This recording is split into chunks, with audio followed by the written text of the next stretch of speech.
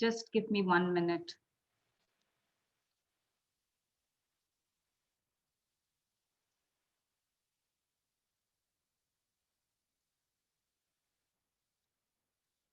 Just give me 1 minute.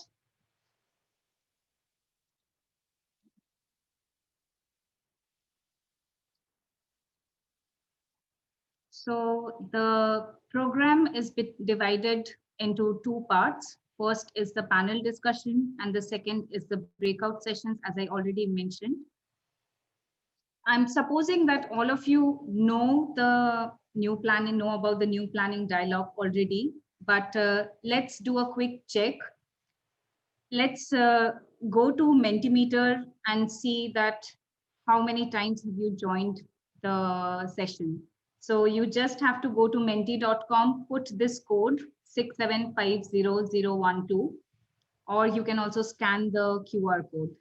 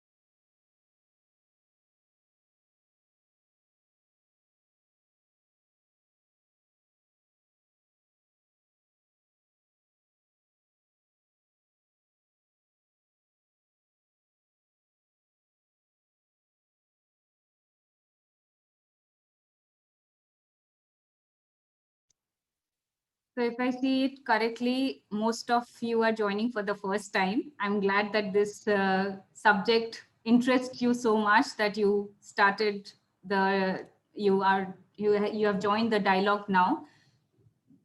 There are some people who have joined few more times, and there is one person who has joined more than 4 times. I'm really glad to see that. But I don't think all of you have answered it. So this is open. You can keep answering it in upcoming few minutes. But just to give you an idea, the new planning paradigm is a combination of 4 overlapping phases: the research, dialogue, publication, and community of practice. The project aims to stimulate a change in the practice of spatial planning to ensure a more sustainable and more inclusive development.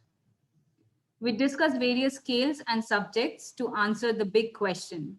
The big question: how to effectively plan for the big challenges.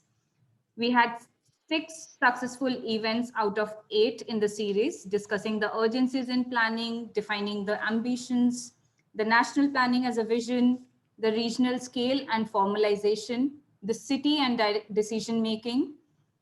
And the most recent one was values in planning. So how the global values are being translated in the local planning system. Today is the 7th one, and after this one, we are just left with the last one, which is on 21st of October, about the role of mega regions and Eurodelta. We'll be organizing that as a side event of European Week of the Regions and Cities 2020. The registration link is in the chat box, so you can register already for the next one. So before we get into the topic for today, I would like to ask all of you the next question, that what do you expect from new planning?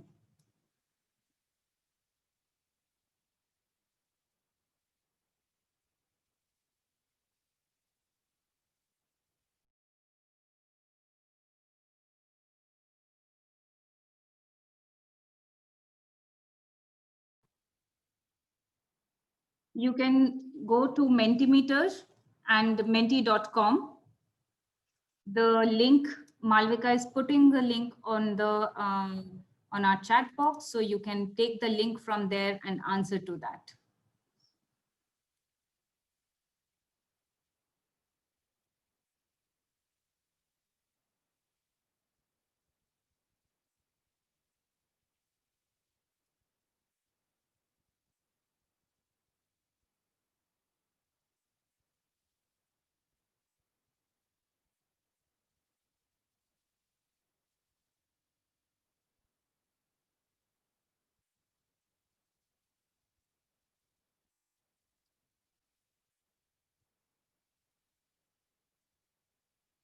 Did you all get the link? Is it working for all of you? I can see some couple of answers coming in already. So I'll just share my screen.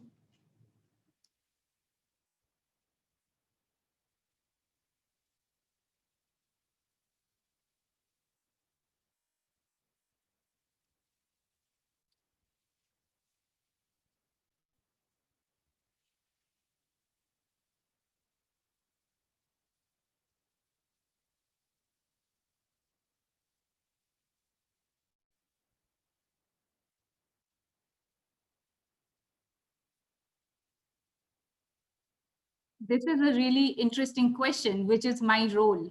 I'm not sure who has put it, but I am really hoping that by end of today's discussion, we get an answer about this.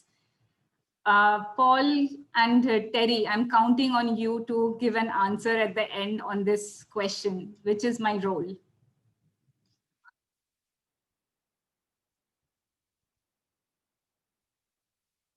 Another interesting question, what if planning fails?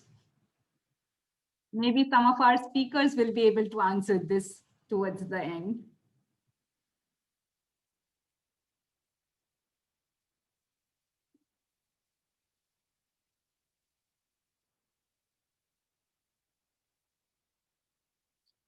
Of course, we are already have started making this new community of new planning to get inspired, to understand new directions and tools, sharing each other's work, and finding the radical new ways to find ways forward. Encourage paradigm shift. Super interesting. So that's good to hear from you that these are the expectation, and we have already been discussing these things. And in our upcoming session, as well as the publication and community of practice, we would like to answer these questions more. Particularly for this session, our partners, University of Groningen, has prepared a video showing the urgencies of planning and why this is a code red right now. So maybe we can watch all of us together.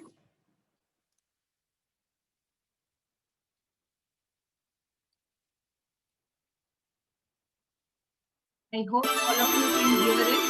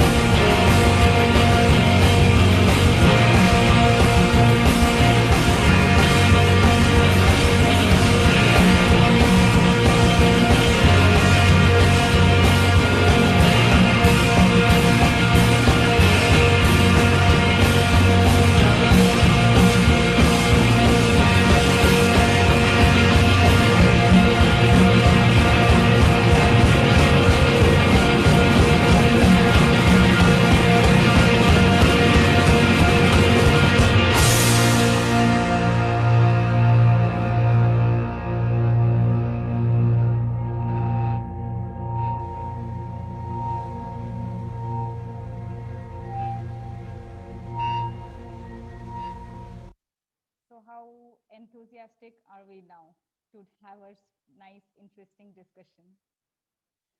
On that note, I would like to welcome Paul Gerritsen, Director of Delta Metropolis Association and the initiator of New Planning Dialogue.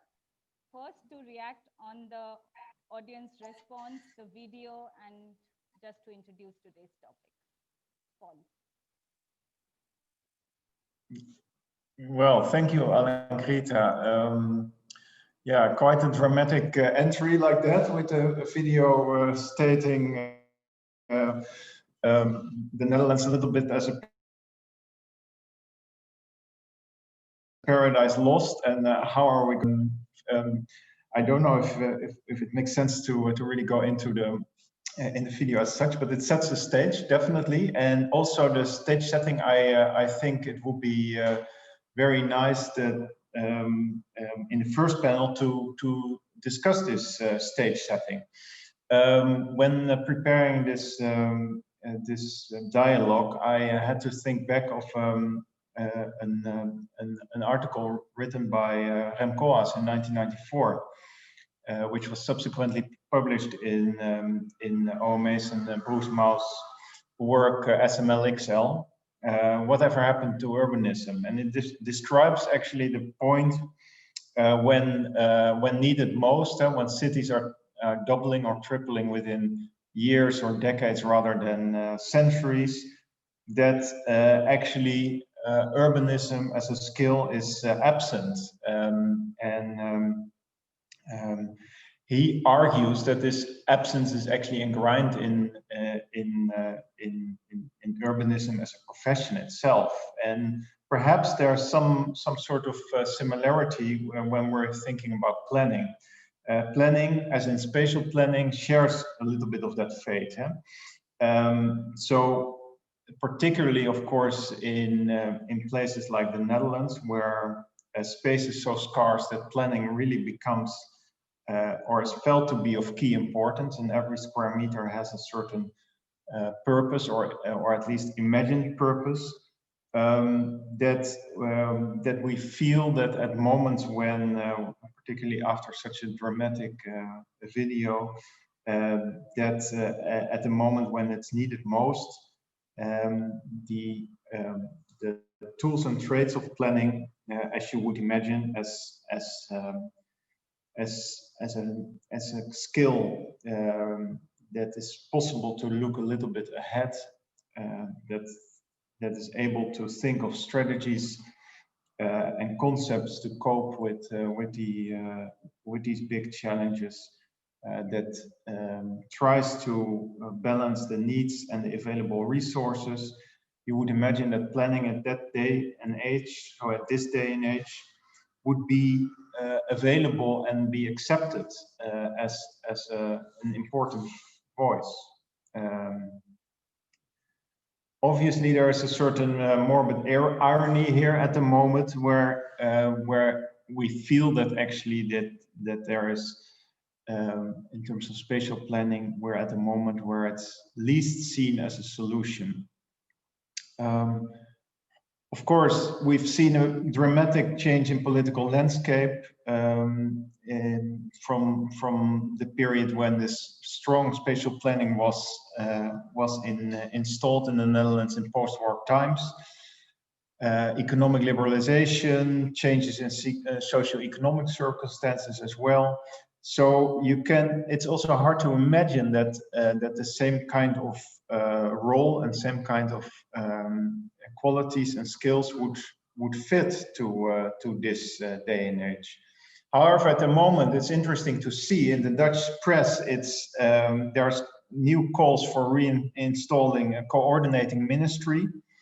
And we've heard of pressure groups who are already preparing to reinstall this kind of central coordination after the coming election.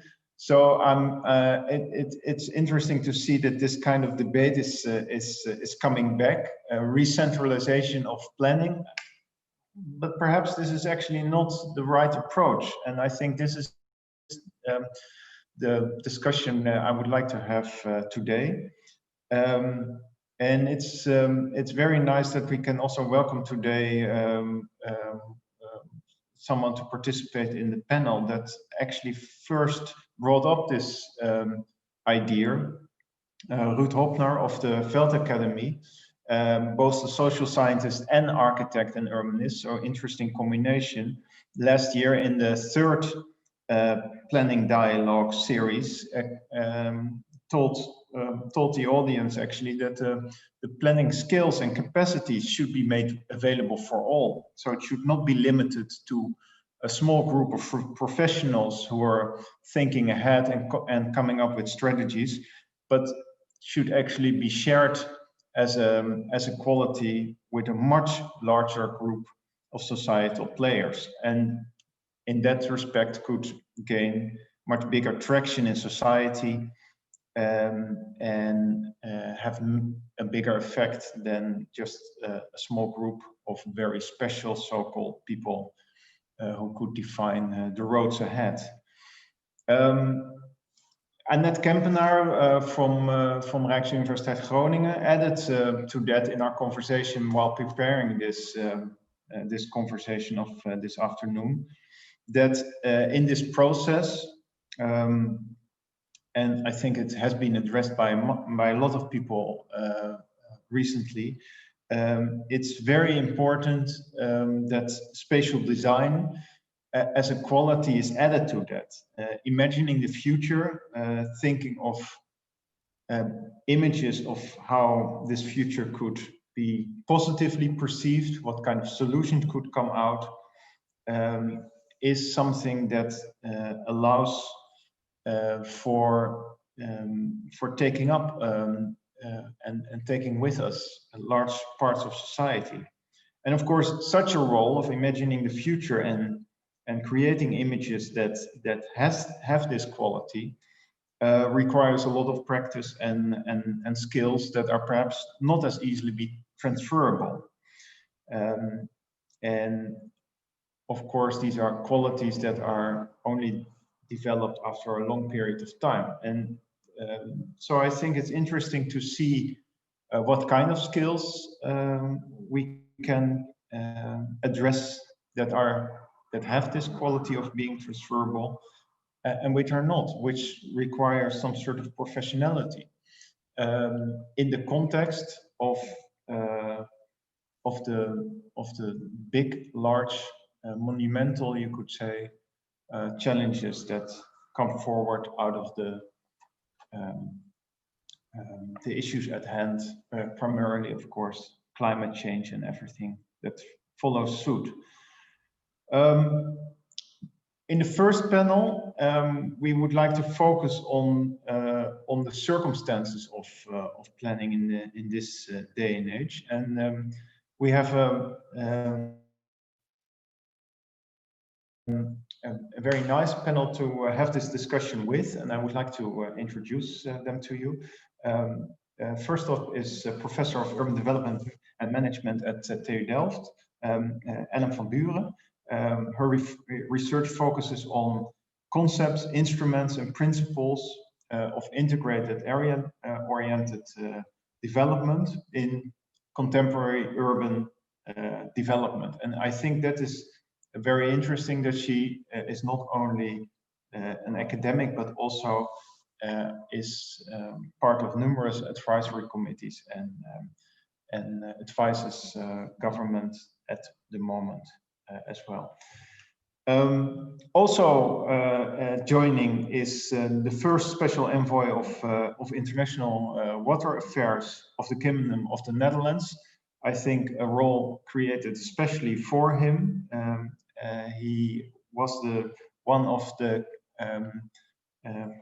principal engineers, you could say, of Rebuild by Design, the post-Sandy process of rethinking the devastated areas in North America after Hurricane Sandy and all the design that was involved in that process. And of course, he has a long history in the Netherlands on numerous skills coping with a wide variety of issues. Henk Oving, so very welcome that you're joining. Also joining in this panel is Marloes van der Veen. She's working for the Enexis Group. Basically, the Enexis Group is responsible for the energy infrastructure part of it in the Netherlands, and she's in charge of the corporate strategy and development and monitoring as an advisor to the executive board on sustainability. Then from the Rijksuniversiteit Groningen, we have Christian Zuidema, assistant professor of spatial planning. He's involved in many research projects, most notably focusing on the topic of integrated energy planning. And we have another Christian Lamker, assistant professor, sustainable transformation and regional planning at Rijksuniversiteit Groningen.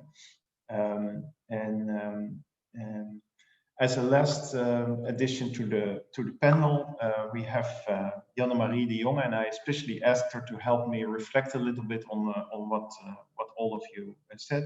Janne-Marie de Jonge, of course, is a well-known player in the field of spatial planning and design in the Netherlands.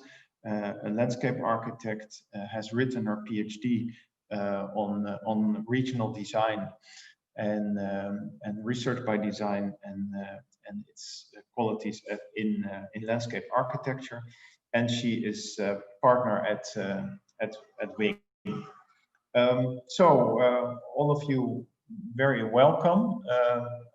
If you can, please turn on your videos, and I can see you. Let's see if I have everyone here. Great to see most of you. Henk, I'm also there. You are. So the central question of the first panel is really what changes in planning in the light of the big issue of climate change and the subsequent crises that follow from that, and the big transitions that are needed to sustain prosperous living, particularly in a country like the Netherlands, densely populated in a delta area. And there are, of course, as we know, many deltas in the world which have this this quality of being very densely populated and while at the same time under pressure from direct pressure from climate change. So maybe as a first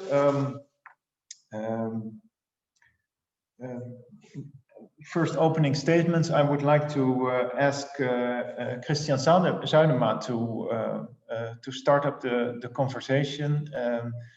So please, can you reflect on that main question, the changing roles of a planner in this day and age? Wow. Well, thank you, and good to see you all. You're basically asking me the very nice question, how we as planners are going to save the Netherlands from whatever is coming at us. So that's a big one. But to kick off the conversation, and I think we can probably all add elements to that. For me, one of the big capacities as planners have is the capacity to think in an integrated fashion. I think we probably all recognize that in many ways, when you're discussing with people who are accustomed to their own sectoral interests, that they are not necessarily people that immediately start to think about how does everything connect to each other. And the thing that I've noticed in a lot of project meetings, but I've also seen that, for example, when I'm guiding student groups that are interdisciplinary, the ones that tend to focus on, yeah, but this relates to that, and that relates to this.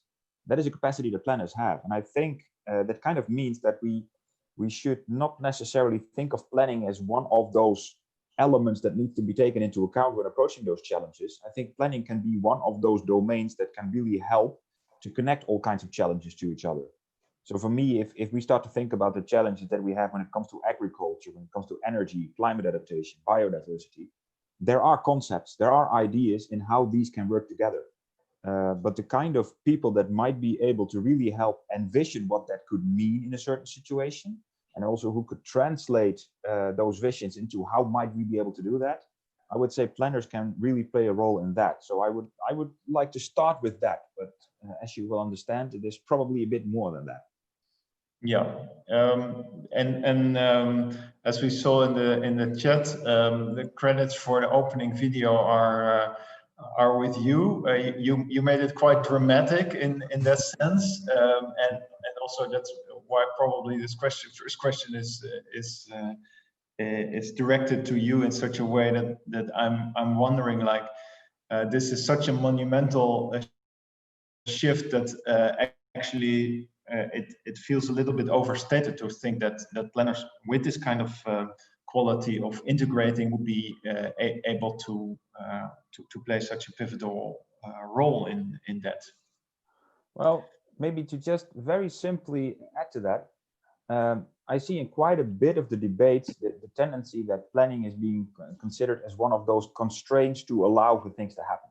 I mean, I work a lot on the topic of energy, and that's a good example of that. But also when you talk about air pollution, or when you talk about agriculture, planning is often considered as it's a regulatory frame that kind of prevents certain things from happening.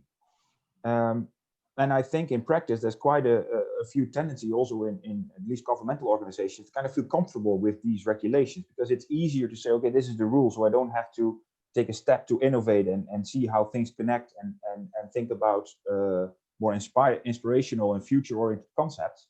It's easier to stick to, okay, these are the regulations, so I'm going to tell you yes or no. But if we really want to have the kind of radical changes that all these different challenges require, then I think we kind of have to step up the game. So I also believe that this has to do with stepping out of this almost following kind of role that I have perceived planning to have become. I would like to see a bit more guts and leadership from the domain of planning. Yeah. So, but maybe even more radical, like position planning as something of a changing role instead of a restricting role. Absolutely. Yeah. I would like to hand the word to Ellen van Buren. You're involved in a lot of changes on the ground, like as a researcher looking into them, but also as an advisor thinking with stakeholders to see how things can be done differently. What's your perception of the role of planners, of this like quality of looking ahead, but what we learned from Christian, also integrating certain elements together into a larger whole? Yeah, it was interesting what you said, Christian. Also about the role of planning, and also what we could expect perhaps a bit more from planning. What I see is there's a sort of schizophrenia, perhaps you could even call it. If you see our policy ambitions with regards to these big themes, these major societal challenges, we've got the ambitions, we've got the targets, but somehow we don't succeed in realizing them. And especially if you look at the planning processes on the ground, then in those processes, these goals and ambitions, everybody is aware of them, but there are just too many reasons why they won't happen there, and they won't happen here, and they won't happen now. So that is something, and then there is the suggestion of the legacy, the sunk investments already done. So there's a lot of good and legitimate reasons why not to do it. But if you look at the time span we have, then we really need to start acting. And I think our planners should take more responsibility, because I think it is the role of planners in particular as a sort of warners for what might happen if we don't take action now. And we are making ourselves, well, we saw some in this video, we saw some of the sort of fright scenarios that might come towards us in the future.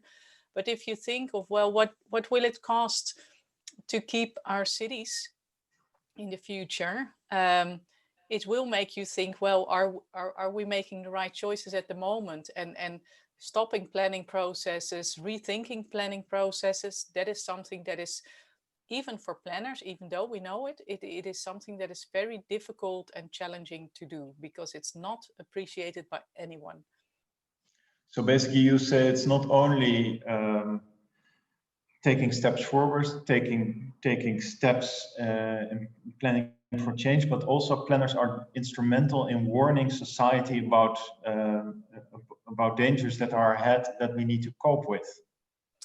Yeah, and also from very practical reasons. If you look at how investments, for example, are being accounted for at the moment, and what time spans are being considered in order to make investments worthwhile. Well, you could argue, does it make sense to calculate with 50 or 80 years to make something affordable at the moment?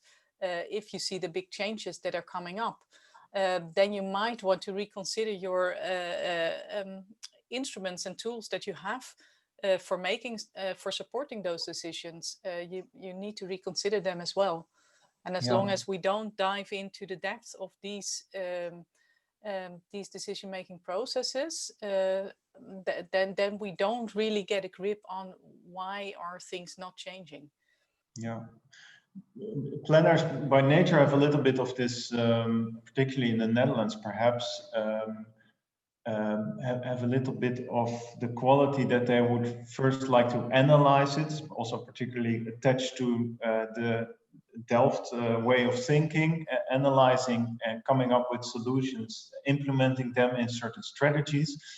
But the reality of decision making and policy change is not one of big radical changes based on these kind of ideas, but rather of very small incremental steps. Are planners not really out of sync in that respect with how policy making and decision making works? Like, are we not starting from the wrong foot? Yeah, perhaps we're too much in sync. So we have come to understand policymakers and all the other stakeholders too much, so we can empathize with them why they do what they do. But the question is, if you don't change any of the incentive structures that we have, if you don't change the incentives, then you'll get the same outcomes as we have produced in the periods before. Yeah, so you would opt for a more radical position of planners, but in that sense, well, or at least open up the discussion of why it is whatever. At the moment, in many cases, if we want to have changes, then you still get the sort of neoliberal inspired answer. We leave it up to the market to deliver, but the market delivers what is rational for them. So it is a bit naive to think that they will do something that will harm their interests. Yeah, well, it's interesting to see that actually from the market at the moment, there's quite a lot of, in the Netherlands at least, call for more coordinating, central coordinating in terms of planning, rather than a decade or two before. And so I think that's also, you see, even in very market-driven sectors, you see that there's this call for coordination, actually. Imagine that the market is calling on the government to step up.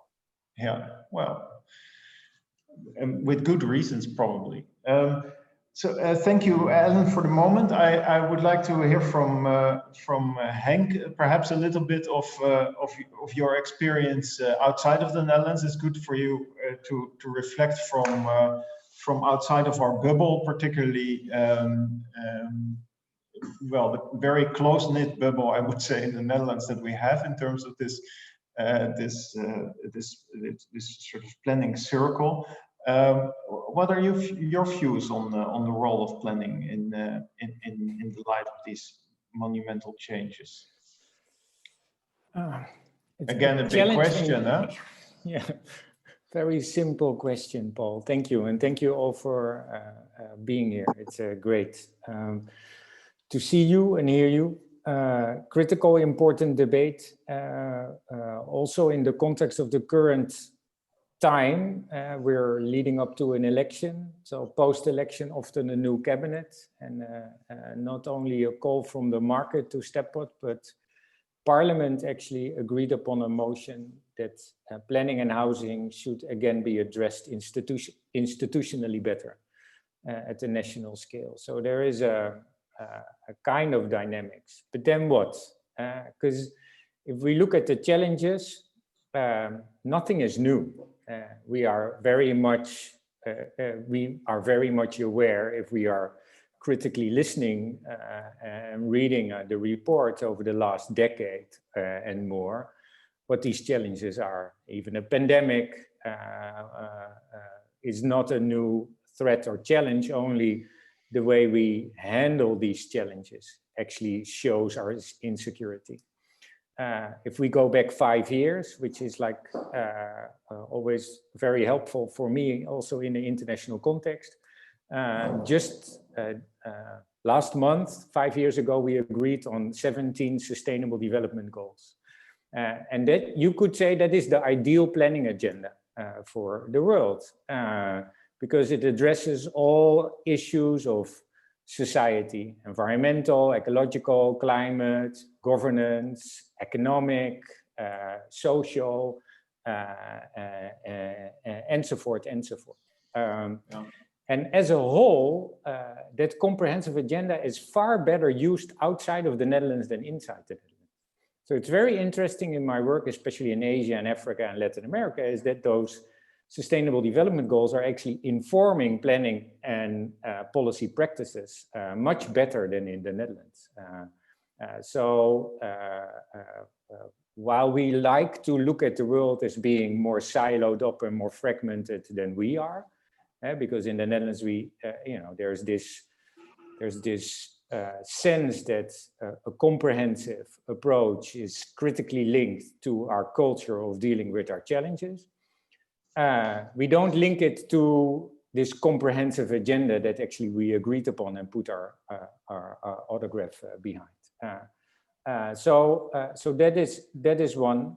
A second part of the challenges which are now exposed also in the context of the current pandemic crisis is vested interest. And Ellen already talked a little bit about it. Overcoming vested interests will be critically important to ensure that whatever we do now is not a response to our past positions or our past challenges, but actually something in preparedness for the future being uncertain or not. The question is how much is planning not only linked to policy and politics, but also to societal interest. And the stronger that tie is, the harder it is to overcome and to become activists or even radical. Then also planners fall into the trap of past practices, replicating the past in the context of a better future. Well, forget it. Really finding the opportunity to reinvent our practices based on our assessments and the collaboration with all partners is going to be critically important. And then there is I would say two more, I can say more, but two more things, sorry. One is the Netherlands is a very small place and the interdependencies are not determined in the Netherlands and on this scale. So, and those are physical as well as economic, social, cultural, and environmental interdependencies. So if we continue to look at planning on the scale of the Netherlands, that planning will not succeed. So they're really looking across in the Delta, around the North Sea, in Europe, and in the European institutional context, as well as in a global context, is going to be critical important to perceive pathways forward. I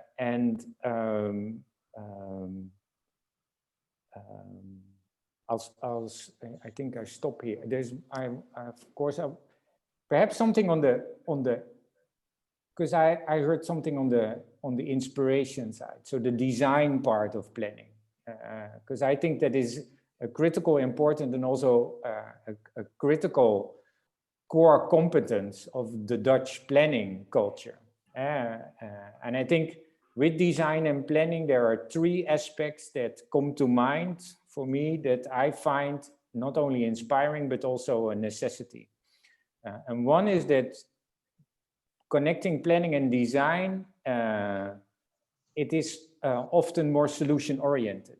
So while planning is not so much focused on interventions, planning and design together can help us focus on interventions that are catalytic, transformative, build sustainability, etc., etc. Because long-term or short-term, we have to act now. So interventions are critical and important, and planning can help provoke the right interventions. Second part is the capacity to connect.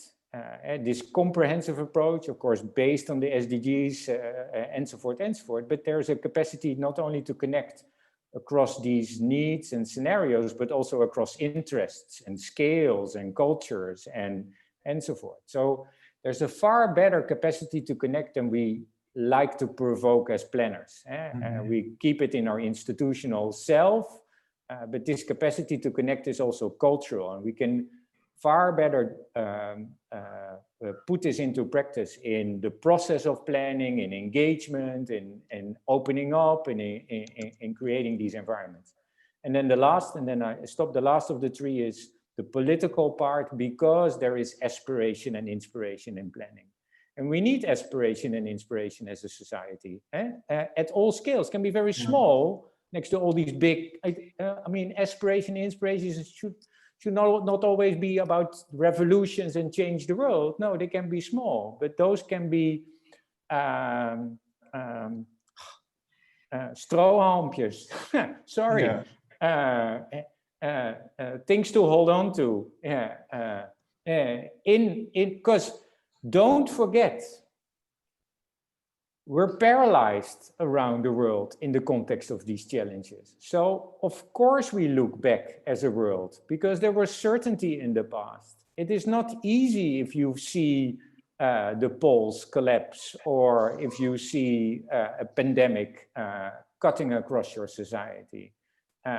So we should be helpful in this paralyzed world and help not only provocative and activists, but also carefully and with empathy connect. Secretary General Guterres says this is a time of science and solidarity. And I think this is at the heart of planning, science and solidarity.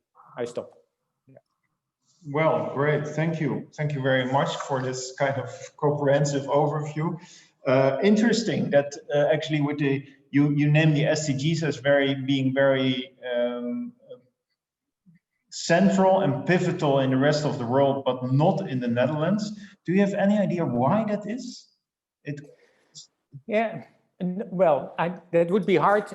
One is we don't really care about the UN in the Netherlands, and the rest of the world does. So that's not helpful. Second, we think we are better than the world, while the rest of the world actually, sees the SDGs as something to hold on to, as something that is a foundation. And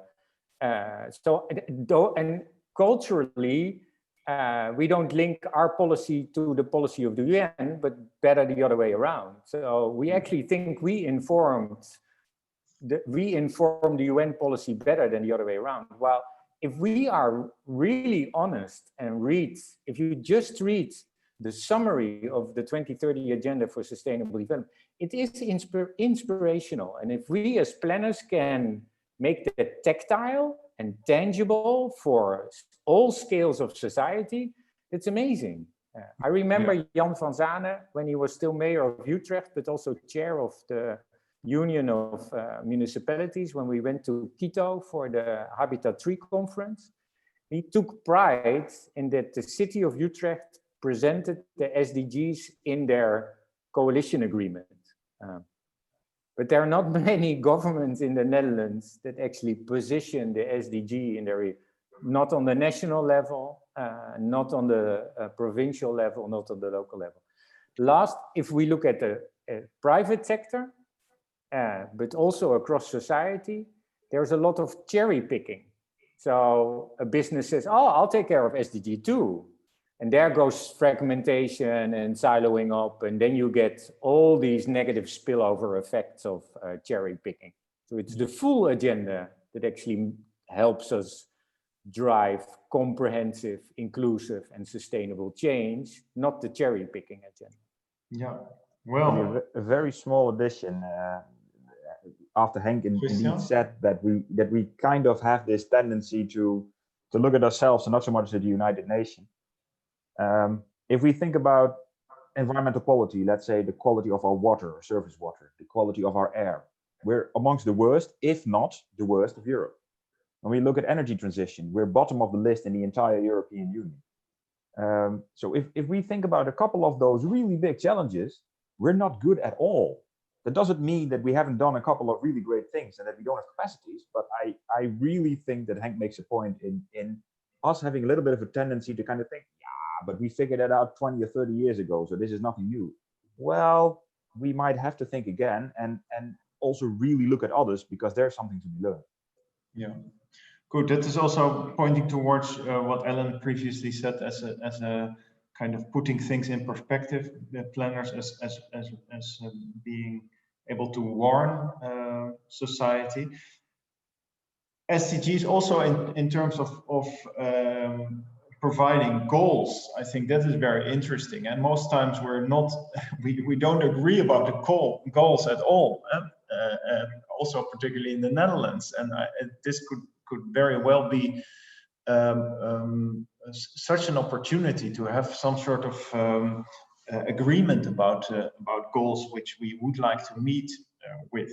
So indeed, I agree with Henk on using that much more centrally in our thinking. At the same time, overcoming vested interest,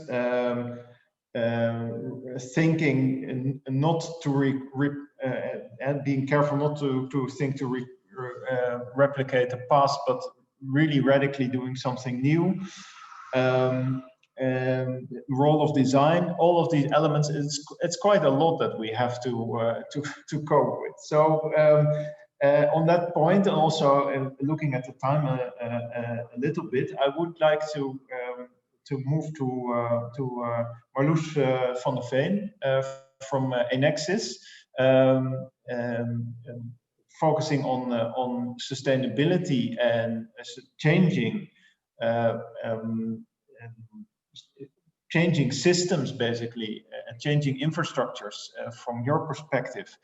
I can imagine that you're much more down to the ground and really have trouble connecting with this discussion.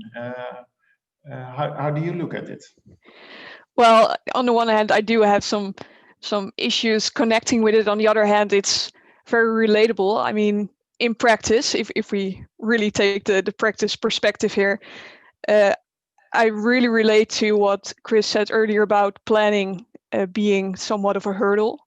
I mean, if I look at it from an energy transition perspective, our physical space cannot keep up with the actual demand of what we would like to do right now. If you take, I don't know, solar parks for an example, all the planning procedures take so much time compared to the actual realization of a solar park.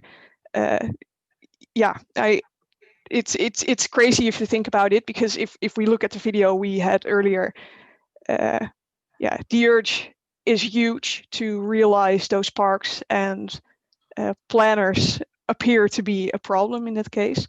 On the other hand, I do think we really need them, and that's because I think that mostly the market looks too much from their own perspective, which is mostly profit. I mean, I have to be honest about that too. Look at solar parks again, for example.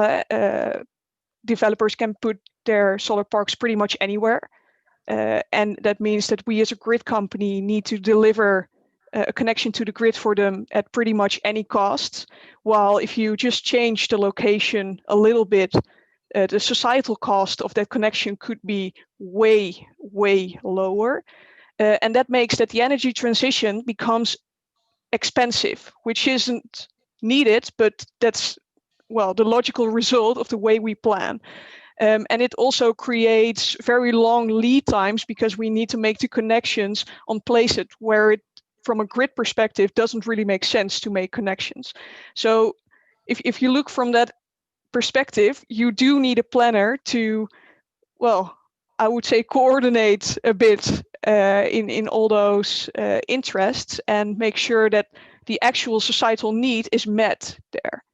And I was thinking, like, what would you need then to meet it? And I agree with what has been said before about needing some kind of gut or being like strong on the way you're going with sustainability.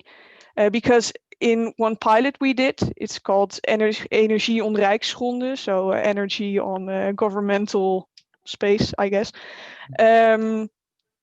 We met some planners that were actually very innovative, and they were making, well, they were pretty much bending all the rules. And that was a great pilot. Everything worked out, and well, parks got realized in like a fraction of the time that is normally needed. But the only way it worked was because it was a pilot. All the planners felt like, oh, it's a pilot, we can, well, make it work. But as soon as you start talking about, okay, and now we have the conclusions, it worked fine, let's change regulations, well, the conversation stops, I guess. So yeah.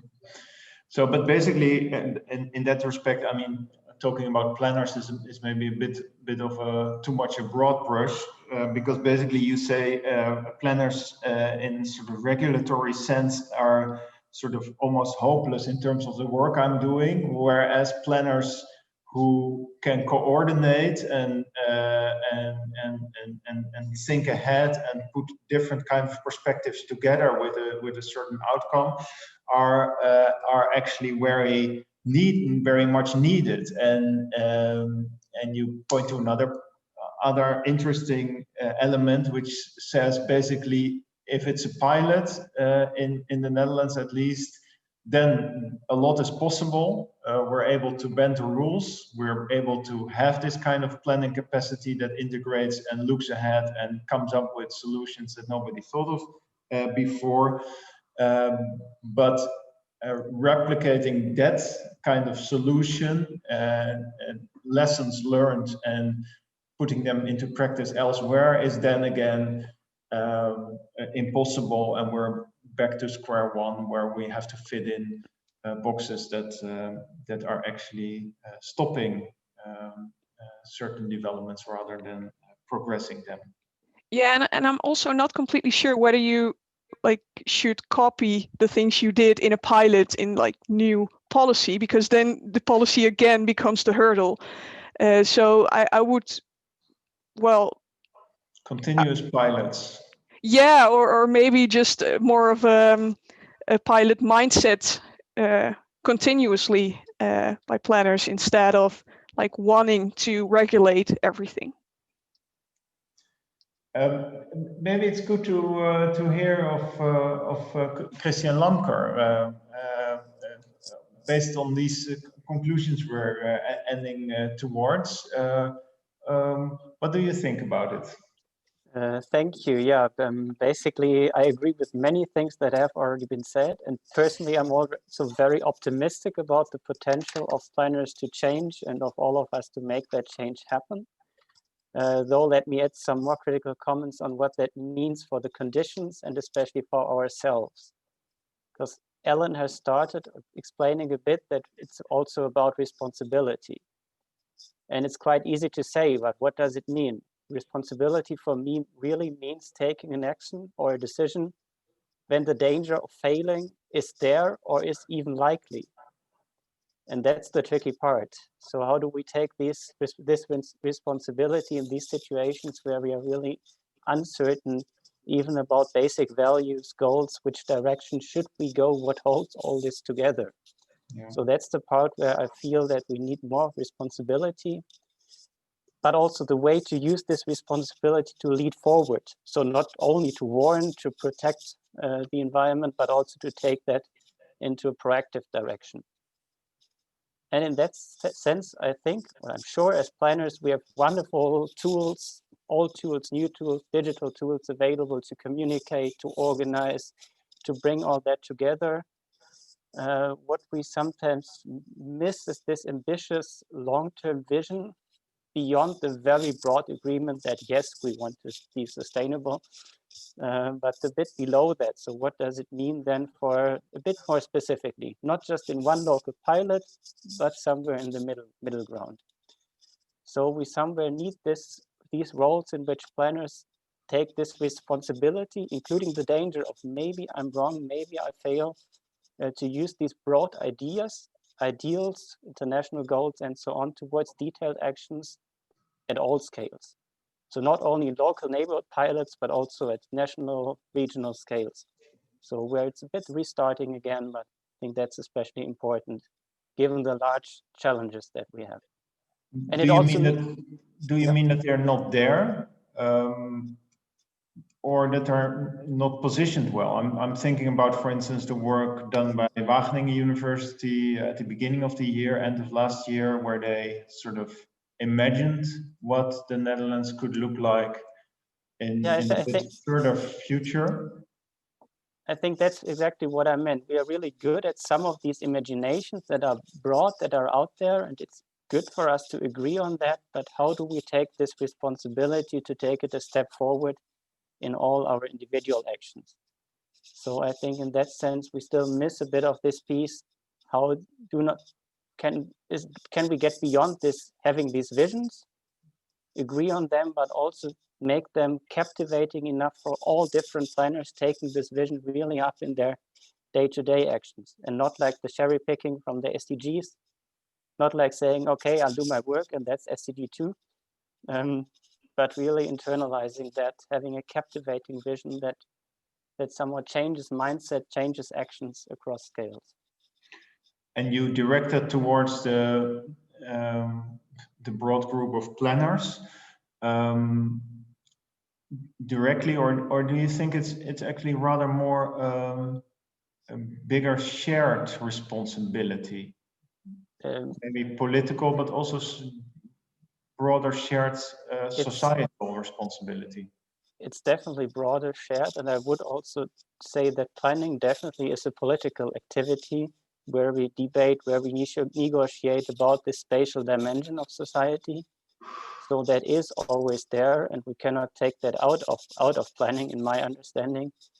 But what helps us to be open about that? So planning is not outside of that, but planning is deeply within these political processes, including the possibility of failure, including also individual missions, ideas of individual planners. So some of them, we've heard about the good examples, experiments, they work. So there are planners who have something in mind. So at a very individual scale, it can work, but it seems that they don't get enough support from other parts of society, politics, then to take that a step forward beyond this pilot. Yeah. Ellen said perhaps we're a little bit too much in sync with policymakers, maybe also politicians. How do you relate in that respect, Ellen, towards what Christian just said? Yeah, well, in pilot projects, they're a lot more responsible because we can indeed bend the rules. We're allowed to bend the rules and be more bold and brave. But there should somehow, even at the start of a pilot project, it should be beyond the project that we need to think of. Huh? So what shall we do with the results? And what you see now is that pilot projects are often individual siloed projects, and there is no institutional embedding of what will happen with the results, what it will be the follow-up. In China, for example, it's an extreme example, but there they use piloting as a way to develop policies. So they try it in a region for 5 years. If it works, it will become national policy. And that is something which we seem not to dare to do, because a pilot is safe. You can fail safely there. And if it's a success, then everybody can claim the success. But who dares to take the responsibility beforehand that we will do something with the outcomes of it or with the learnings? Marloes was also warning a little bit against that, that not to take that always as a too direct experiment towards policy relationship, and rather understand that we need to maybe at a lot of places bend the rules. Yeah, but in a pilot you can see well what kind of new rules or reconfiguration of rules, what kind of what do we need, and from there you can start to change the rules, because rules are always about the past, because they're constructed, they emerge to regulate what we do. Or to guide our behavior. Yeah. But if we need to do something else, then we need different rules as well. So there needs to be an active, very active relationship between the two, play maybe. Henk? Yeah, because we do a lot of pilots around the world, also as the Netherlands, and they're actually an excuse to actually do something. So I'm not such a sometimes I even say I hate pilots, because it makes it possible to not do anything and not change. Yeah? So we do pilot hopping around the world and not change and not commit and not change. So continuity, consistency and commitment as a contrary to pilots are as important. So the pilot only works if it has an impact on the institutional lock-in we organized. But that never or hardly happens. Yeah. So then the pilot just becomes an excuse, because it is short term, everybody can shine with it, and then we go back to normal. So if the pilot does not have this transformative capacity, both in real life as well as in policy, politics, institutional and so forth, then the pilot is merely a doekje voor het bloeden. So I like it as in another way, as you could say, what is the background of your argument is you need, as the literature said, soft space, an environment where you have the opportunity to innovate, build trust, build enabling environment, build collaborations, participation, but that parallel soft space is not there to only pilot, but it's actually there to drive systemic change. And I think this is a difference between a pilot as a one-off and an excuse for the lock-in, and a pilot as a driver for that change where you can create that environment. So I don't say I disagree, but there are a lot of ingredients needed to make a pilot successful in the context of the change you want to see. Yes. I was also thinking, Paul, and I think it's a bridge to Janne-Marie, so in that sense it might be a good timing. I think in many ways in the past, what you would often see is that many of the developments we would face would be developments where something would potentially get better. We would develop something new that everybody appreciated, or at least that was generally appreciated. But many challenges of today are challenges that come at costs. And how many of the different policy sectors are then immediately interested to participate in changing things and stick their neck out? I think the risk aversion tendency that is there, and to stick to your existing routines in organizations, is then a lot more attractive. So this kind of taking responsibility, what Christian referred to, this kind of guts, this kind of ability to actually go out there, not just in the safe environment of a pilot, but to try and see if you can, from that pilot, get to systemic change. I don't think there is initially a lot of willingness. What we probably need is something that relates to how can we make these big changes, whether it has to do with climate or agriculture or energy or circular economy.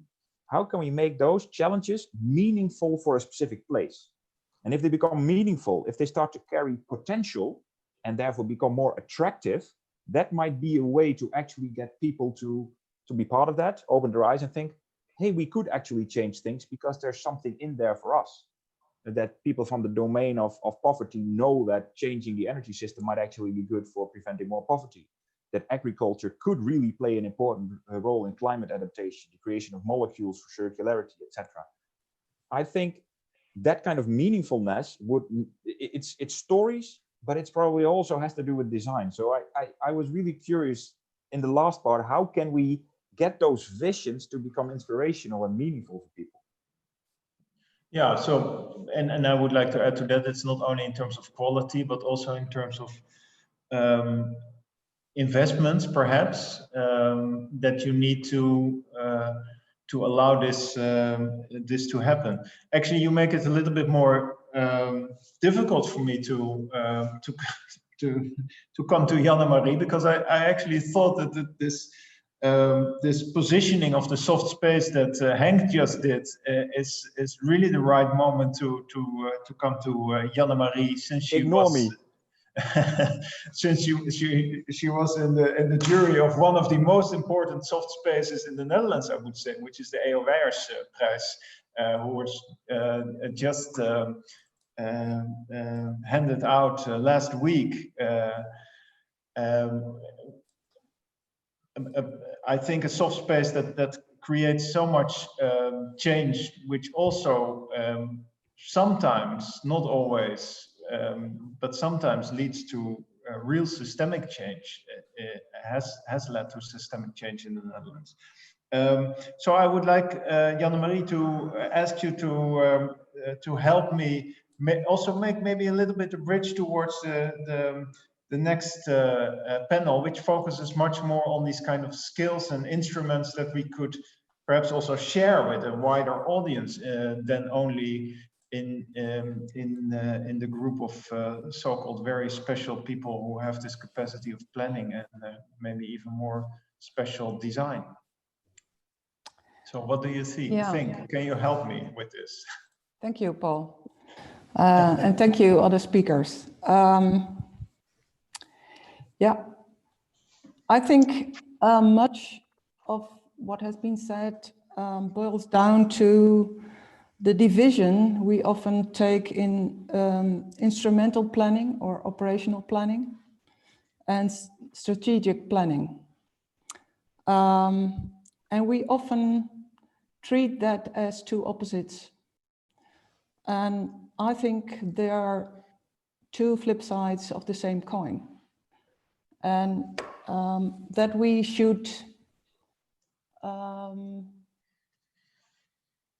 not divide it in either or, but do both.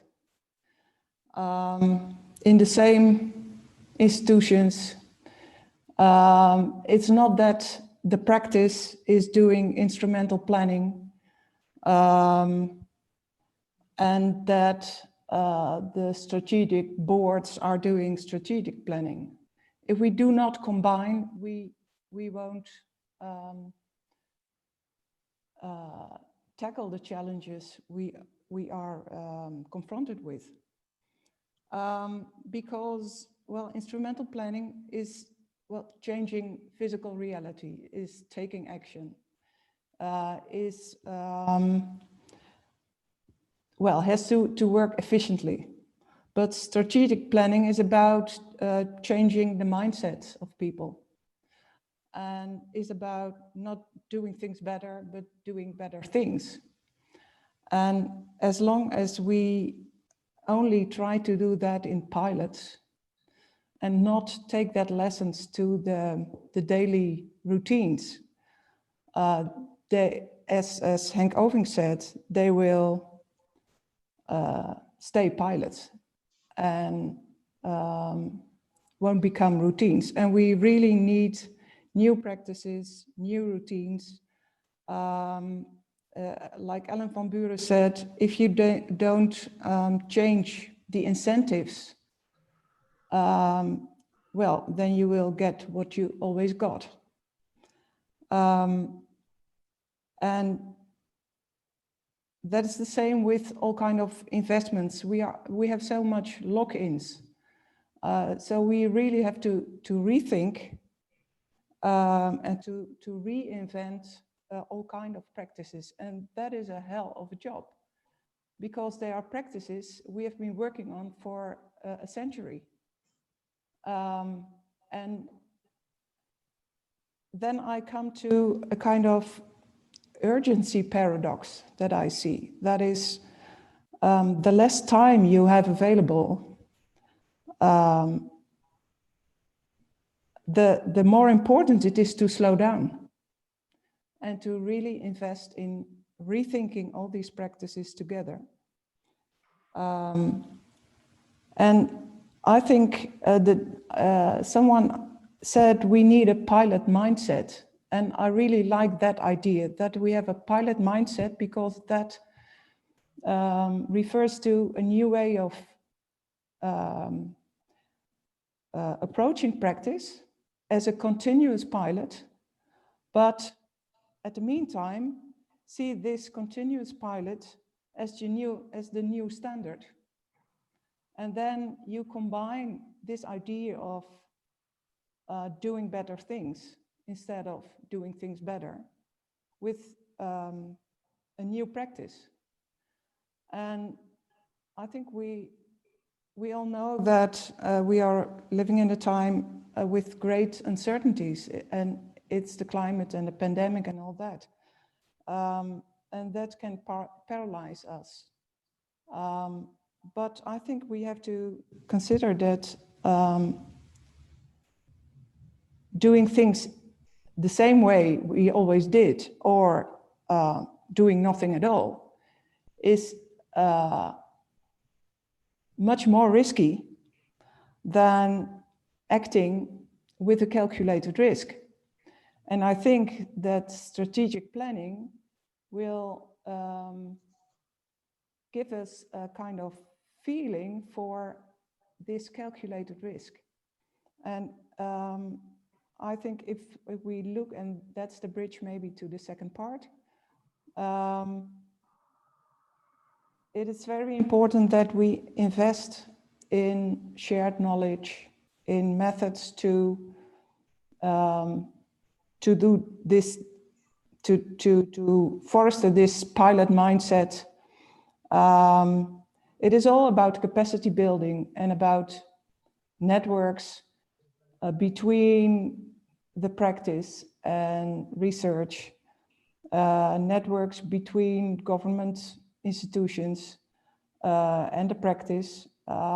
We have seen that going on for the last, well, 10 years more intensely, I think. In the Netherlands, we are quite good at that when it comes to water management. Think about the whole Delta program, where we really have built a body of knowledge between practice and research. But, well, we should do that in a more integrated way, taking into account all 70 SDGs and not just water management. So I think that this idea of organizing an ongoing process of piloting as the new institutional practice, that might be a good way to progress together. And maybe adding to that, also allowing a large number of stakeholders in this process. So Sure. Not to be sort of developing this kind of processes in splendid isolation. Also coming a little bit back to what Christian Lamker said about taking responsibility in that respect, not being limited to people who feel themselves to be planners. So that's a big challenge. I think, for which we all feel some sort of responsibility, otherwise we wouldn't be here. I also think it would be nice in the next session and afterwards in the discussion to also come up with good examples of this. Since we're making at the end of the dialogues and what follows from that, the action that follows from that, we would like to make a new planning cookbook with a lot of examples and maybe recipes for that kind of change. And we're really interested in what we can all get together in terms of inspirational material to allow this to being shared. As always, much too much to be said and too little time to say it with too many people, but nevertheless, I would really like to thank all of you for joining in this first panel. There is now a short video again on a different food a little bit. I think that's interesting to see, both created by the University of Groningen, as an introduction to the next panel. So let's look at that. Thanks for this moment. A couple of minutes of introduction.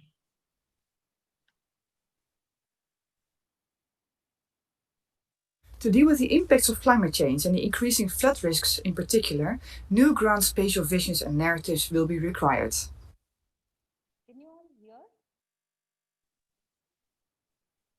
And this makes a new appeal to the imaginative power of the planning discipline and its ability to connect a wide range of values, disciplines and stakeholders. Spatial planners, in my opinion, especially need to develop their boundary spanning capacities in order to be able to balance technical, communicative and adaptive rationalities. And that, in my opinion, is the challenge for the future. That's an interesting perspective. In my view, for the upcoming decades, I think it's crucial that planners step outside of their office, outside their buildings, and get into the communities they're actually planning for. Talk to the local people. What are their dreams? What are their opinions? Which knowledge do they have? How can we together work towards a better future? I feel that is very true. Yet at the same time, I also feel that planners should become more and more knowledge brokers. The solutions of tomorrow for the problems of today are, by definition, transdisciplinary and multidisciplinary in nature. We simply need multiple kinds of knowledge. Absolutely. But given the complex nature of cities, we should also work towards responsive and adaptive cities. Responsiveness includes a kind of alertness and willingness to engage with new developments. And then adaptivity is about the capacity to actually deal with unforeseen circumstances. So that's the dialogue I would like to start: responsive and adaptive cities. In my opinion, planners can fulfill 4 different roles to work with society instead of for society. First, a value-based role to explore people's sense of place and how they attach meaning to their environment. Second, a community-sensitive role to identify the tipping points where transformations might happen. Third, a mediating role, looking at the differences between actors and opinions. And of course, we shouldn't forget the 4th role, addressing stories, imagination, and creativity. Okay, let's not be such cowards. In the end, planning is about making distributional choices. And for a just city, we need to choose. We need to choose affordable housing, social housing, over commercial real estate, and non-profit startup spaces over regular office spaces. As planners, we know how to envision a just city. But what we need to develop is tools to realize a just city. Thanks. To add to that, I would say we need to be open explorers, to think what is possible, to be inspirational motivators for others, inspiring and exploring a sustainable transformation for society. And we need to find the courage to think beyond what's obvious and to explore these new ways together. Yes, agreed. And then, based on top of all of this, at the end of the day, the planner is the one who lights the beacon, who sets an example, who gives us an image.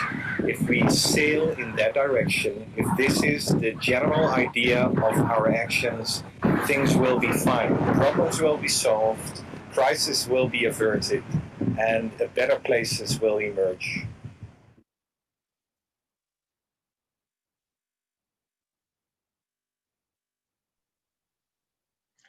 Well, that's quite a list, I would say. It's the whole department of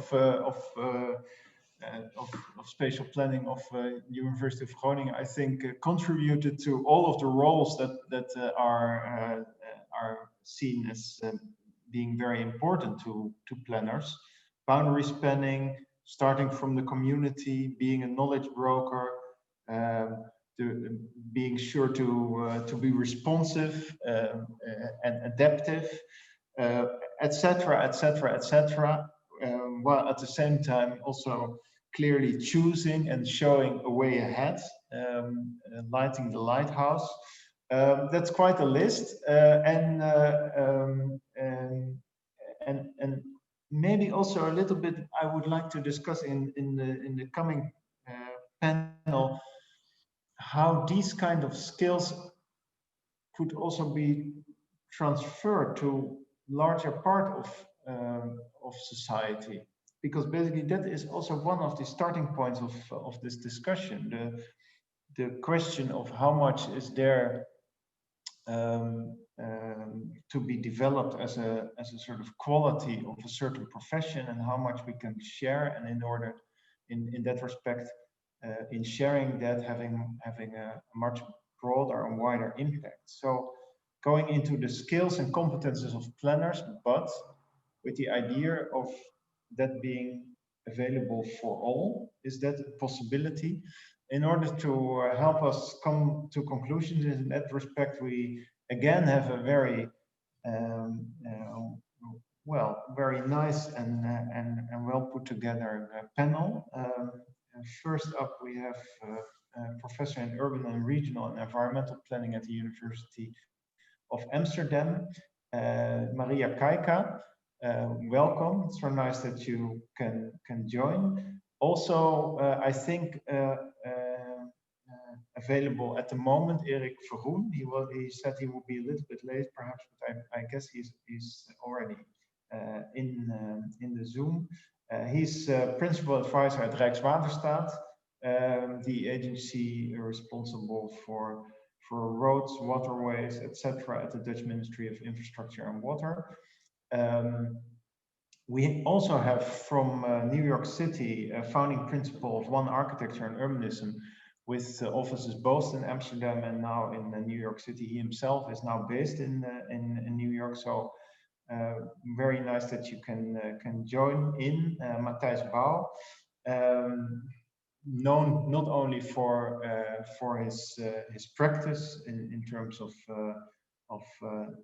his work on planning and design, but also in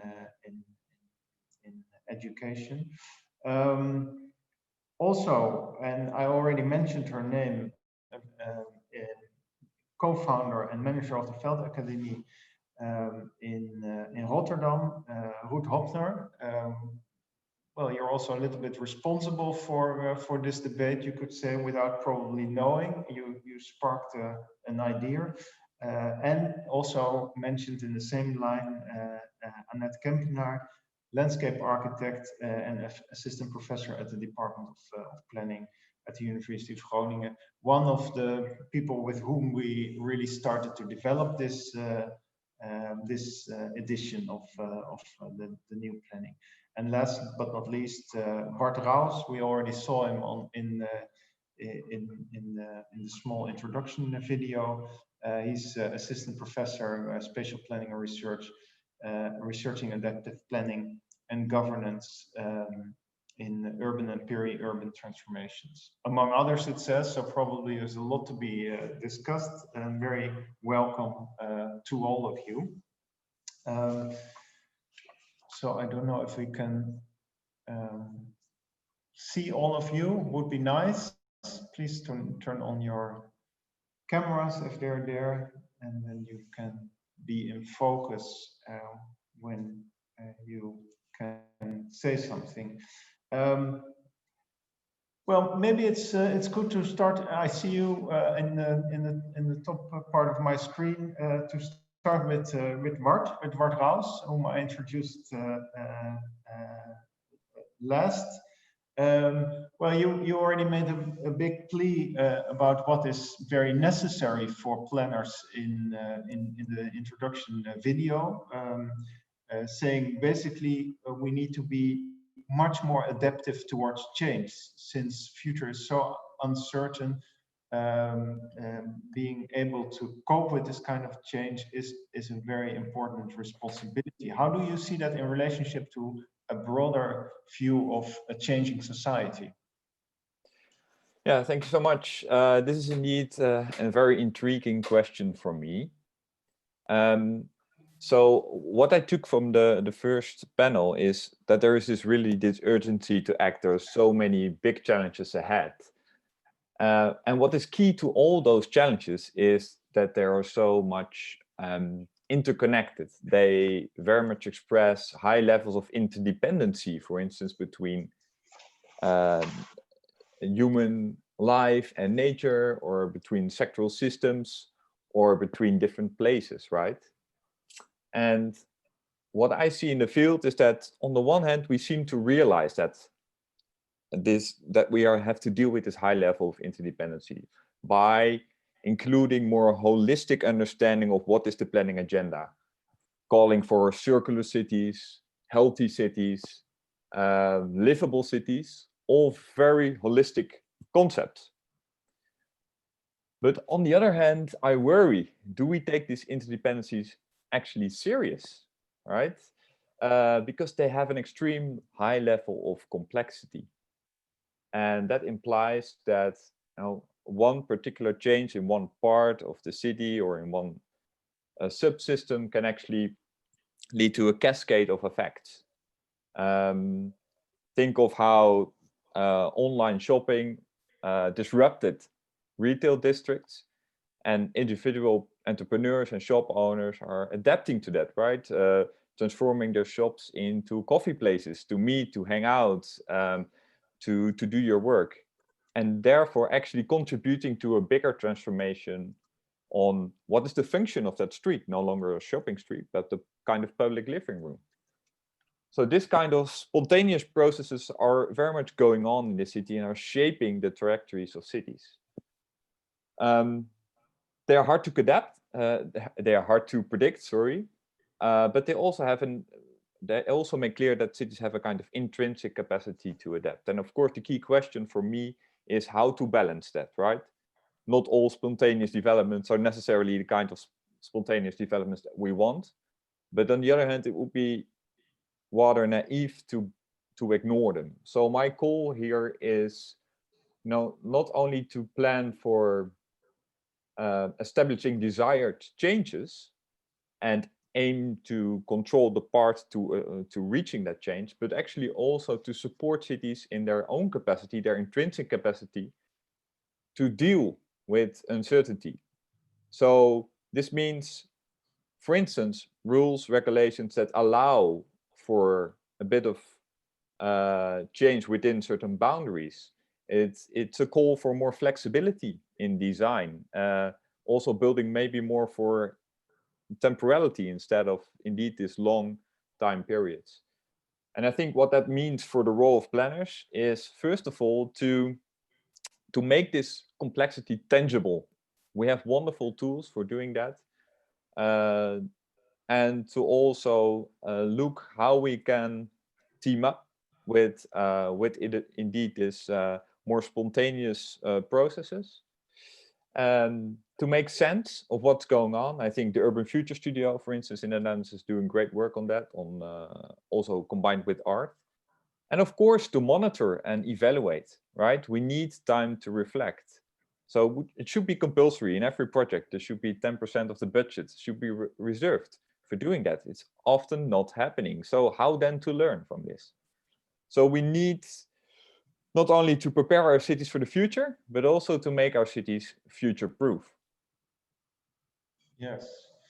And in that respect, are you deviating a little bit from your colleague Christian, who basically said it's the role of the planner to integrate? Rather, you say it's better to take a step backwards and show this kind of complexity and allow for adaptation in relationship to this complexity. Mm-hmm. Well, I think in some cases, of course, especially when it's about public facilities in which public planners have a high span of control. So then you can take the lead. But I think in many processes in which other societal actors have a prominent role, I think it's just simply an illusion to say, okay, we have this big urgent task ahead of us and we need to step up. That was a bit what I saw happening in the first panel. I'm quite skeptical about this. I think we should really cleverly think about how we can use the organizational capacity of cities in a more intelligent way, a more clever way. And I think many of the tools and the traditions that we have developed are actually oriented at prescribing the future of the city. Yeah. Instead of guiding and setting certain conditions. And this is by no way saying that I'm advocating for a kind of social Darwinism, right? Where only the richest can survive. Of course, there are key values to protect, but it's basically about how do we protect them? Do we protect them in a way that they are outdated, the kind of interventions that we do within a few years?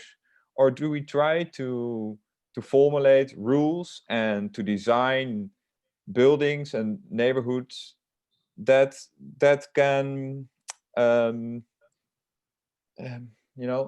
protect those values, but allow for different configurations within them? Yeah. And that requires quite a lot of skills and capacities, I imagine, and that are also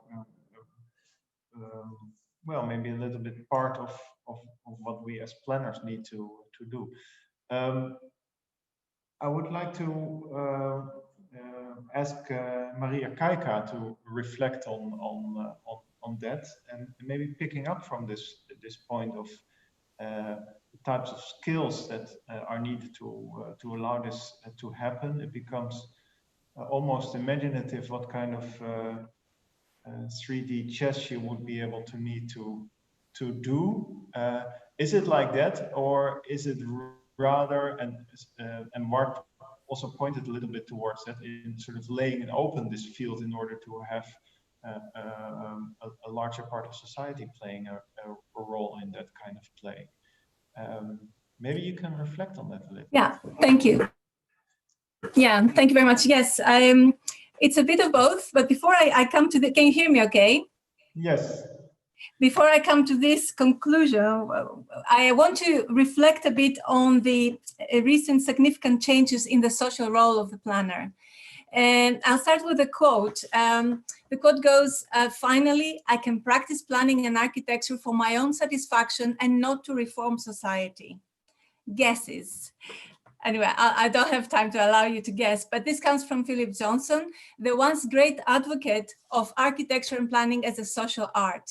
It comes in 1982, and it captures perfectly the moment of a paradigm shift in the role of the planner from a public visionary intellectual to an agnostic intellectual, a professional technocrat, artist, or craftsman. I mean, this shift did not come in a void. It came after decades of fierce criticism about the top-down ways in which planning, hand in hand with welfare state, produced spaces that were oppressive, monotonous, unobservant of ethnic, gender, and other differences. All correct. What did we do with response to this criticism? We changed. We turned to Jane Jacobs. We her call for a pluralistic bottom-up community planning. We changed our institutions, we broadened participation, developed a new planning paradigm committed to bottom-up processes. We proved that communities matter and we took them seriously. But Jacob's call did not find fertile ground in the 80s only because we received criticism. It found fertile ground in the 80s because it fitted so perfectly well within the shift to an aggressive neoliberal economy. And this may sound like a bit of a contradiction, but I'll explain what I mean. Because this new economy called not only for market freedom and withdrawal of the state, the new economy also invited for a big society to develop. This kind of somewhere in the ether that would develop a big society who would bypass oppressive top-down state and planning institutions, a big society that would sit down in the negotiated table directly with the markets and with developers, and they would find together innovative market-driven solutions for provision of pensions, of housing, of education, healthcare, urban development, you name it. The markets demanded a God's citizens to turn their welfare into a private affair, to turn the right to the city into the right to buying the city. So I think it's important to put this community planning paradigm into its proper socioeconomic context, because I want to make 2 points. First is that the shift to community planning gave us planners the perfect alibi to become promoters of the most aggressive neoliberal projects, while keeping our souls clean. We were declaring we were doing it all in the name of community empowerment. Community planning became the perfect alibi for developers to destroy historical sites, historical communities, to gentrify, to disenfranchise, you name it.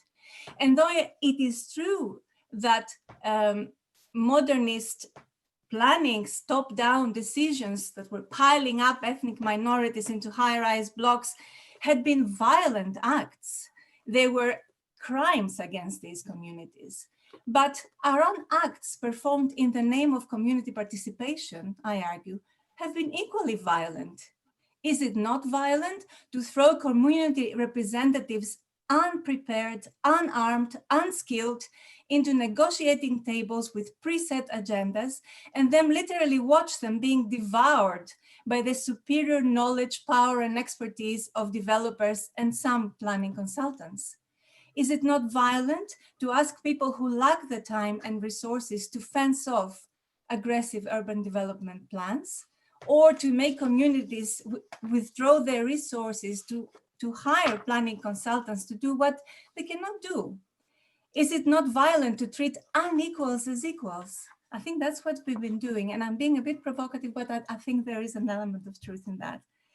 Now, what did we achieve by these consensus building exercises that treated unequals as equals? We achieved increases in income inequalities and educational attainment, and of course, a sharp rise in environmental destruction. It's not what we wanted, but it's what we got. And what did we do? Because we didn't want that. We spent almost 30 years doing damage control.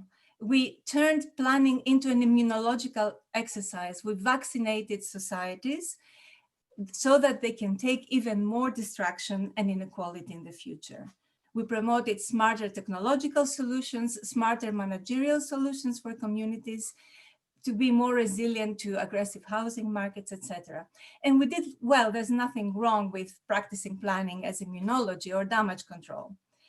But today, more and more communities across the world actually refuse to be contented with damage control. They refuse to be immunized. They refuse to be called resilient. Communities in Louisiana who were praised for their resilience for years because they were hit by both Hurricane Katrina and the BP oil disaster, they launched a campaign saying, just stop calling me resilient, because the more resilient I become, it means that you can do more damage, more destruction to me. I don't want to be called resilient. I want to address the issues that made me need to become resilient in the first place. So what to do? I think it's very important, and I'm echoing almost everybody who spoke in front of me a bit before me, and I'm so happy you all did. We need to make planning a political act again, not a technical question. How? By stop treating planning as a consensus building exercise. Democracy has never been a consensus building exercise. From its conception, democracy has been a continuous agonistic process, a continuous debate and disagreement between equals, a political space where power does not have a fixed location or a person. So let us dare to practice democracy through planning again. How? By forgetting about, well, not forgetting about, but paying a bit less attention to consensus building exercises and pay more attention to dissensus practices. Focus on practices of dissent in communities and groups that do not wish to participate in consensus building panels, and instead they produce new methods and new radical imaginaries for social and environmental equality. I'm not talking about protest groups. There's nothing we can do with protest groups. I'm not talking about slacktivism. I'm talking about groups who formed communities by often sacrificing certainly their time, but even their personal lives to do that. Seek out these communities and try to institutionalize their practices. Concrete examples, the platform for mortgage affected people in Barcelona and across Spain. Yeah, this was at the back of 300,000 families being left homeless because they could not repay their mortgage debt. They got together, they formed a real community, not an imaginary or forced community. And they tried to institute change by declaring housing as the commons. They did all sorts of innovative things like occupying buildings belonging to the banks that evicted them. But most importantly, part of a branch of this movement gave, who was led by Ada Colau. Ada Colau, from that movement, became mayor of Barcelona. And she started, together with this group, instituting change. Another example, I don't know how long, but I can use other examples if I have time. Do I have more time? Well, yeah, please. I like examples. So yeah, I think we need some examples, if not anything, to inspire us that things can happen differently. Another example is the movement that came out of the efforts to privatize water in Greece, in Thessaloniki, the second biggest city of Greece. And what this movement did, they called themselves 136, and they tried to rethink water provision, not as a technical or managerial, not whether it should be private or public, but as a political question. So what they did, they got together with 100 municipalities, approximately, and their name refers to the amount of euros, 136 euros, it would take for each citizen to put in order to buy back this water company and make it commons if it came up for privatization. And the important thing about this movement is actually that they did it. They raised 1 billion euros as guarantee funds. They got support from across the world, including the former advisor to Margaret Thatcher's privatization programs. And they were up there bidding for Thessaloniki's water against global corporate giants like Suez Water and Mercorot. Now, why I single out this movement, why it's important, is because it turned the question of water from a false techno-managerial dilemma into a real political question. It posed a real political question not only to policymakers, but also to each citizen. It asked each citizen, if you had 136 euros, would you keep them in your pocket as buying capacity, consumer capacity, or would you turn it into real capital? What is real capital? It is the ability to make decisions over the use, management, and allocation of water resources in your own city. This is real politics. And they did it.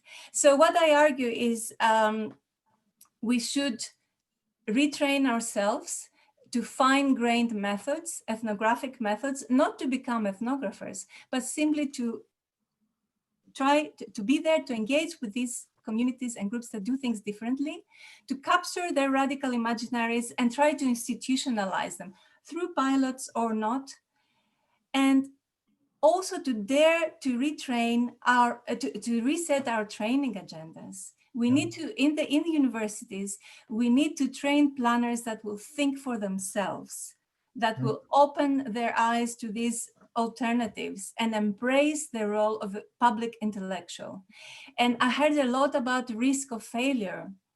Do we really think these experimentations are risky? What we're doing, we are already in disaster. What can possibly be more risky than the situation we are today in? I think the risk we take by continuing to invest in failed methods of the past again and again and again is much higher than the risk to experiment with all this.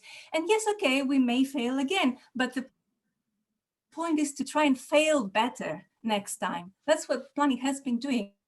That's why we have been in the forward of visionary change. Let's try and fail better. Let's dare to do that. And so thank you very much for that contribution. Also, I would like to ask you, but of course it's impossible to answer, but whether we're at a sort of pivotal moment again, when we look back 20 years from now at this moment in our society, perhaps that we could be looking at that kind of coming together of a change in society and a taking up of a different kind of role.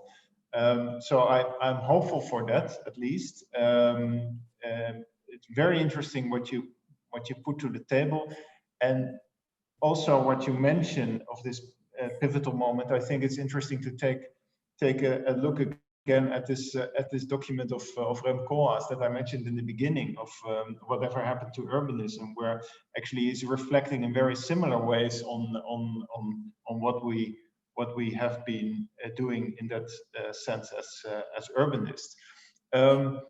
Can I just try to answer very briefly your question? Yes. I think we are in a very significant moment of change. We should take our role seriously and change it. And what indicates clearly that we're in a moment of change is what was mentioned in the beginning, that markets now demand from states to step in and regulate. Yeah. Why? Yeah. Because because they see that communities don't buy the participatory game anymore. There is continuous dissent, and the recipe doesn't work anymore. And I think this is really significant. We have to capture this moment. Yeah, but we have to be sort of aware of what kind of play we're in a way. Yeah. I think also interesting what you mentioned is the importance of also in the examples you name of the commons, and it's interesting to see that actually in the AOR's prijsvraag, the competition that was handed out last week, almost in which was about agricultural transition in parts of the Netherlands, that in almost all of the contributions, this idea of the commons as really connected to certain resources. This is so important. The commons is not an idea, it's really a resource of a community, that this was very central in the all method. of the contributions. And the method of managing. Yeah. So perhaps that's interesting to pick up on these things as well.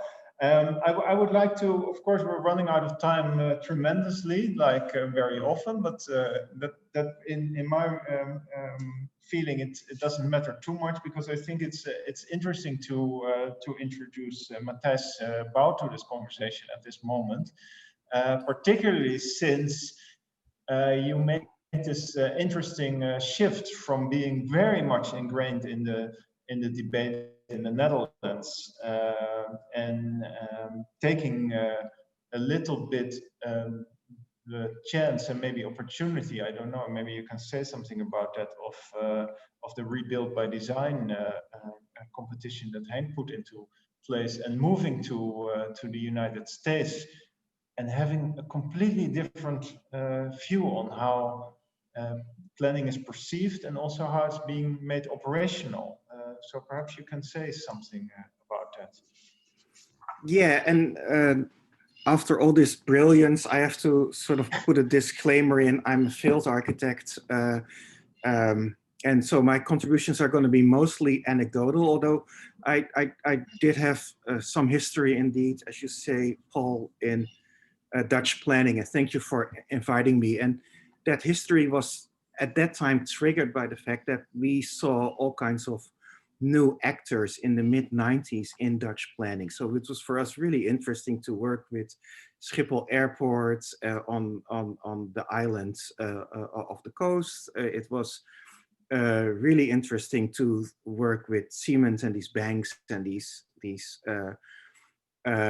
big construction companies to think about the maglev train, and to really see that in the Netherlands at that time, maybe under a neoliberal paradigm, different actors started to play a role.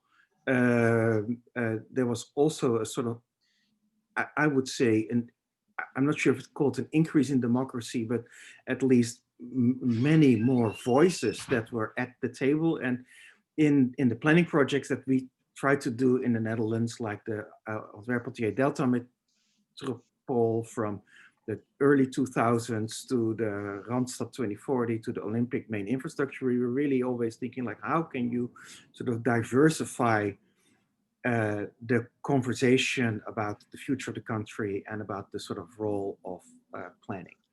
And it was maybe because of that sort of knowledge, and many of that sort of developed in conversations with Henk, that when being part of the Rebel by Design competition, we really were able to use the sort of skills as designers for convening around big issues, bringing diverse groups of people to the table. That led to a sort of plan for the coastal protection of Manhattan that was more diverse than a typical infrastructure project, that had multiple functions, and that was really developed together with many more actors than just government. And we have been working after winning that competition, then you have to start working towards implementation. And what we really try to do and focus our company on is sort of what does it mean to use these projects and implement them to as a way to also create the necessary cultural change, or to build the muscle that is necessary within the sort of institutions and systems that you work with to do these type of projects, and then to also translate that back to the sort of bigger and strategic skills. On the one hand, we're doing all these projects along the coastline of Manhattan and other cities, but we're also working again on the strategic plans of the city of New York to deal with climate, which has a sort of much longer role. And I'm really sort of intrigued there with what was said earlier about this sort of relationship between the operational and the strategic in planning, and the sort of role that designers can play in bringing these things together. And I see that designers are not doing that.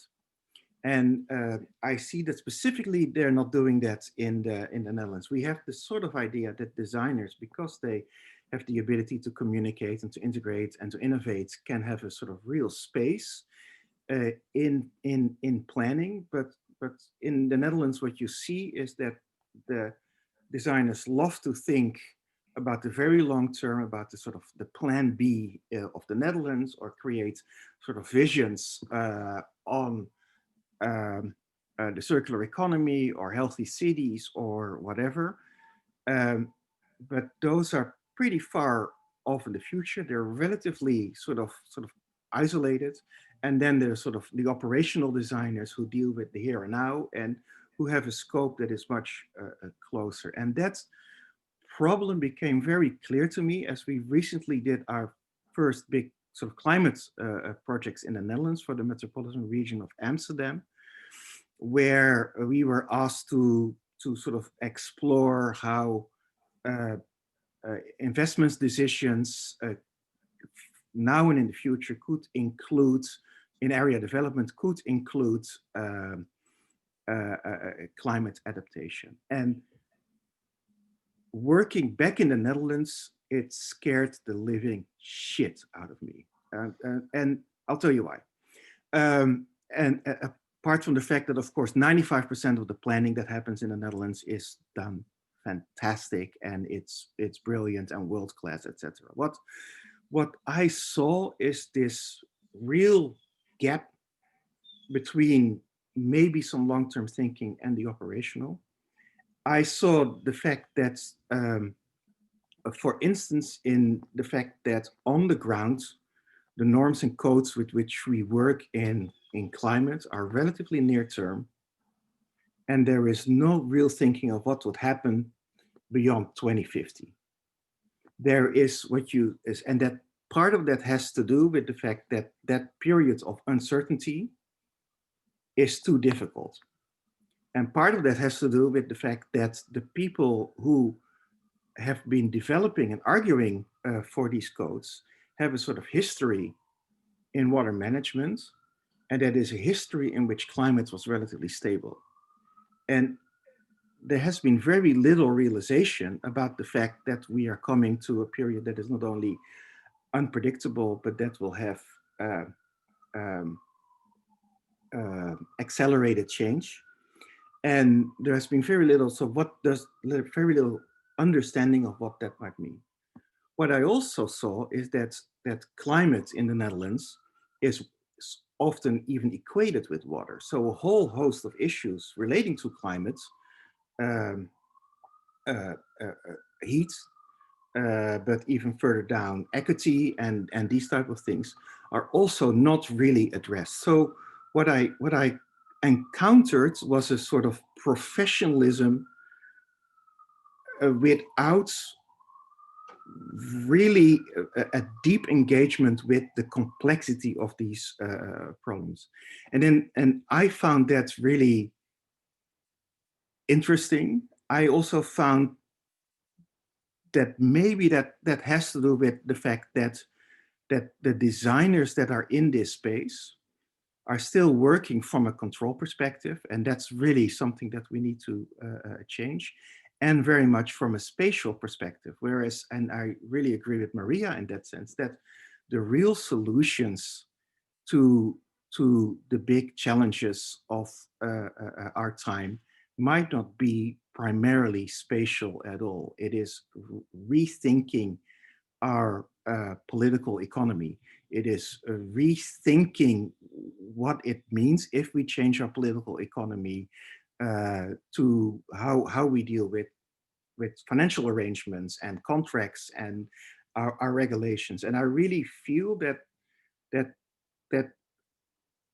like working internationally, I learned a lot of other tools, and it was only that I would be invited back in the Netherlands under the disguise as I was still a Dutch person. So the Dutch are the only country in the world that doesn't take advice from people outside of the country, but I was still enough of a Dutch person to be inserted there. But I really felt that the whole planning system was incredibly or too inward looking, given the sophistication that the country has, the capacity that it has, and the way it likes to show itself internationally. I think I'll leave it there. Yeah, well, you've said a lot, though I do have a question. But the Dutch are also known, I think, and like to chastise themselves a little bit, so that you didn't lose yet, as long as it doesn't hurt too much, of course. Is planning in that respect more political in the United States? Can you say that? Yes, and that has to do with the fact that like America is an extremely cruel country, and so everything becomes political, because if you don't organize yourself politically, you'll be taken advantage of. Yeah. And so I think that's really scary at a certain level. I really hate the fact the way projects are done here in the United States are not based on a good planning process, but only partly based on a good planning process, but really are political deals. Yeah. But it also really creates with that the motivation to be much more outward looking and much more aware of the different tools that you can develop in order to achieve outcomes. Yeah, yeah. So basically looking back, so that's not necessarily positive, of course. I mean, this kind of consensus building has a certain quality in the Netherlands, but what you described is a certain professionalism which was created, which first doesn't look at the real consequences and doesn't want to oversee anything outside of the norms and codes that have been envisioned before. And second, not a professionalism which doesn't take real responsibility, which comes back to a point which was made earlier. Our consensus culture has at this moment huge difficulties with challenging the neoliberal model in which we still work. And our consensus culture needs to start challenging that neoliberal model, if we want to create the change that is necessary given the stuff that is coming at us. Yeah. Well, that's a lot being said in such a short period of time, and also deviating quite a lot from where we want to end up with. Still, I would like to to go in that direction a little bit. But first, and maybe Erik, you would be up to the job to bridge that gap. I would like to ask Erik Verhoen to reflect on that, because I think I can imagine as a little bit of an insider at Rijkswaterstaat, you can feel a little bit of what Matthijs is talking about. Of course, you've been outside of the government as well and looking into it. Nevertheless, I'm curious what you think of this turn the discussion took, and whether we can, well, maybe take a step down from too much of a societal, critical societal point of view, which I think is very important, but also think of how we could end up with reflecting on certain skills and capacities that could be useful for a much wider audience to think about coping with these future challenges. Erik. Okay, thank you, Paul. And thank you for having me in such a prominent discussion. Yeah, I would like to share some views from inside, just how I'm looking at the daily practice of both strategic and operational planning as we deal within the Ministry of Transport and Water Protection. I think Rijkswaterstaat, which is basically the road authority and the water authority in the Netherlands, is part of the ministry. It's also on the direct political responsibility of the minister. And that's also why we are in a complex situation, of course, in this kind of transition discussions and the space we have for choosing our role in it. But I'd like to share some ideas just to help to bridge some of the gaps already pointed out. There's not to pick up on already said. What I see from the inside is that of course the planning discipline is from origin an integrating discipline. I'm brought up with the thinking about facet and sector planning, and we always thought that in space we kind of are looking for a balance of different interests and make it into coherent planning and so on and so on.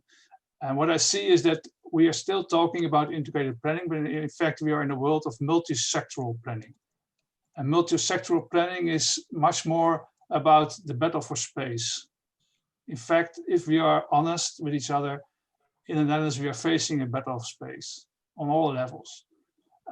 It's also very illustrative how you see the discussion about the possibly new ministry, reinventing the old Ministry of Housing and Planning into a new form.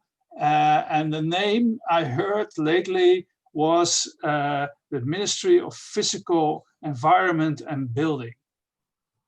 Never there was the mentioning of planning or ruimtelijke ordening or whatever you call it. So don't think that we reinvent the old from just like that. In fact, I see that we are living in a kind of a VUCA world, which is a volatile world, which is an uncertain world, which is a complex world, which is an ambitious world. And that, in fact, we are more in this multi-sectoral battle for space at the moment than in working together in all kinds of sustainable concepts we like to achieve. So the question here is who is connecting the dots, and what is the role of spatial planning in connecting these dots, and who is taking care of the perspective of the users of space and the citizens living in their environment. And I think that's the world we have to focus on with our planning paradigms. How can we help this world? And what is the role we can pick in this world? And I think we have to realize we are working in a new arena. It's not only not falling back into old planning concept, but also don't think we can fall back into traditional planning instruments and procedures and all the kind of things, because planning in the Netherlands was also very much procedural, instrumental, regulated by law, and so on and so on. This world is all changing, and we have to be very aware of the kind of arena we have to play a role in. And perhaps new planners are more builders of alliances, builders of arrangements among stakeholders than chosen or be granted a more integrated role. And if you look at the needs which come from this kind of new arena thinking, I think I very much agree with the things said by Matthijs, for instance, that there's a very large gap between the more strategic thinking on the one hand, the operational planning on the other hand, and we really need to bridge that gap. We really need to have new planning concepts which are guiding and which are much more deeply analyzed and really help us to bridge the visions and ambitions we have on the one hand and the daily practice on the other hand, how to implement and realize this kind of new goals we try to achieve. I see it very much, for instance, in the transportation sector, which of course is one of our main focuses at Rijkswaterstaat. We all talk about multimodality, we all talk about sustainable transport, but we hardly have any guiding concepts as yet on how to build on that, how to realize that in the spatial context. So I'm very much pleading on this new concepts who are really guiding, who are much better analyzed, and who are also practically able to be practically implemented. And we have to deal with new values, which I already mentioned, like the SDG goals and so on. I already introduced the kind of thinking about the donut approach, which Kate Raworth for economics introduced, in which you say, well, we have boundaries in our spatial system in which we can organize the livability and accessibility of our urban areas and all the levels of scale. And the boundaries on the one hand are, of course, the boundaries of the planet and the way we deal with climate change, circularity issues, and so on. But there's another boundary, which is the equity issues. There was a study of the Raad voor Infrastructuur en Leefomgeving, of Leefomgeving Infrastructure, about the affordability of cities. That cities at the moment in the Netherlands are pushing out the not so wealthy part of the inhabitants, which is already taking place in, for instance, the United States for decades. You can see pictures of the welfare distribution between central urban areas and other areas, which is quite striking. And this is happening in the Netherlands also.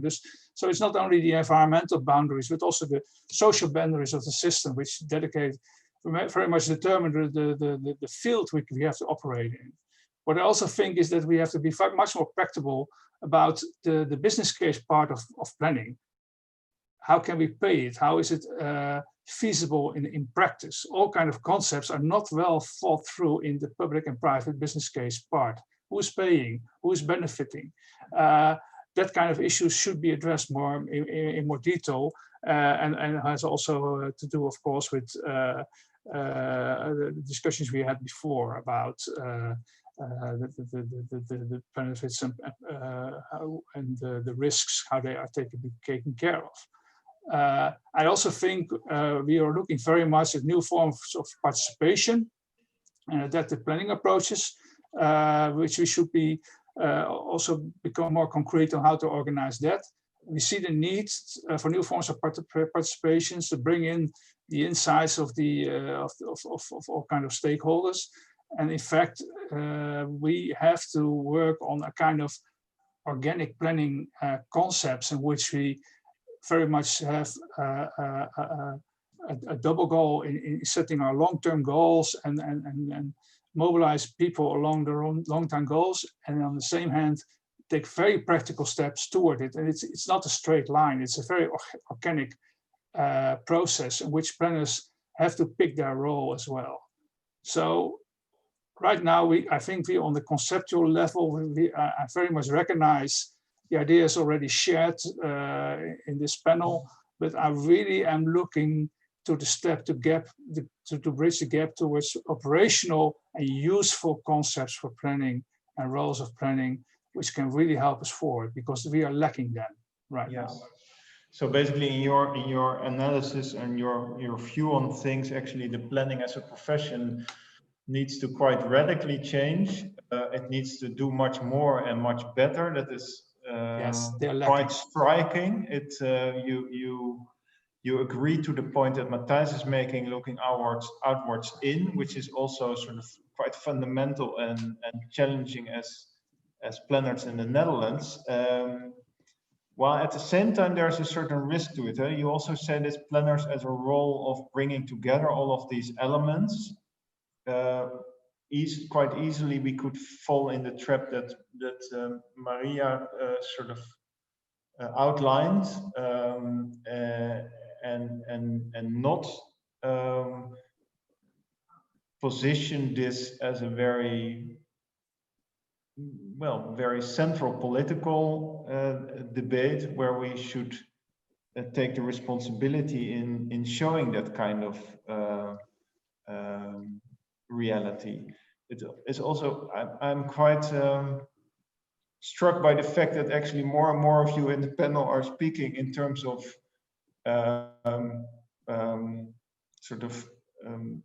using words of battle and violence.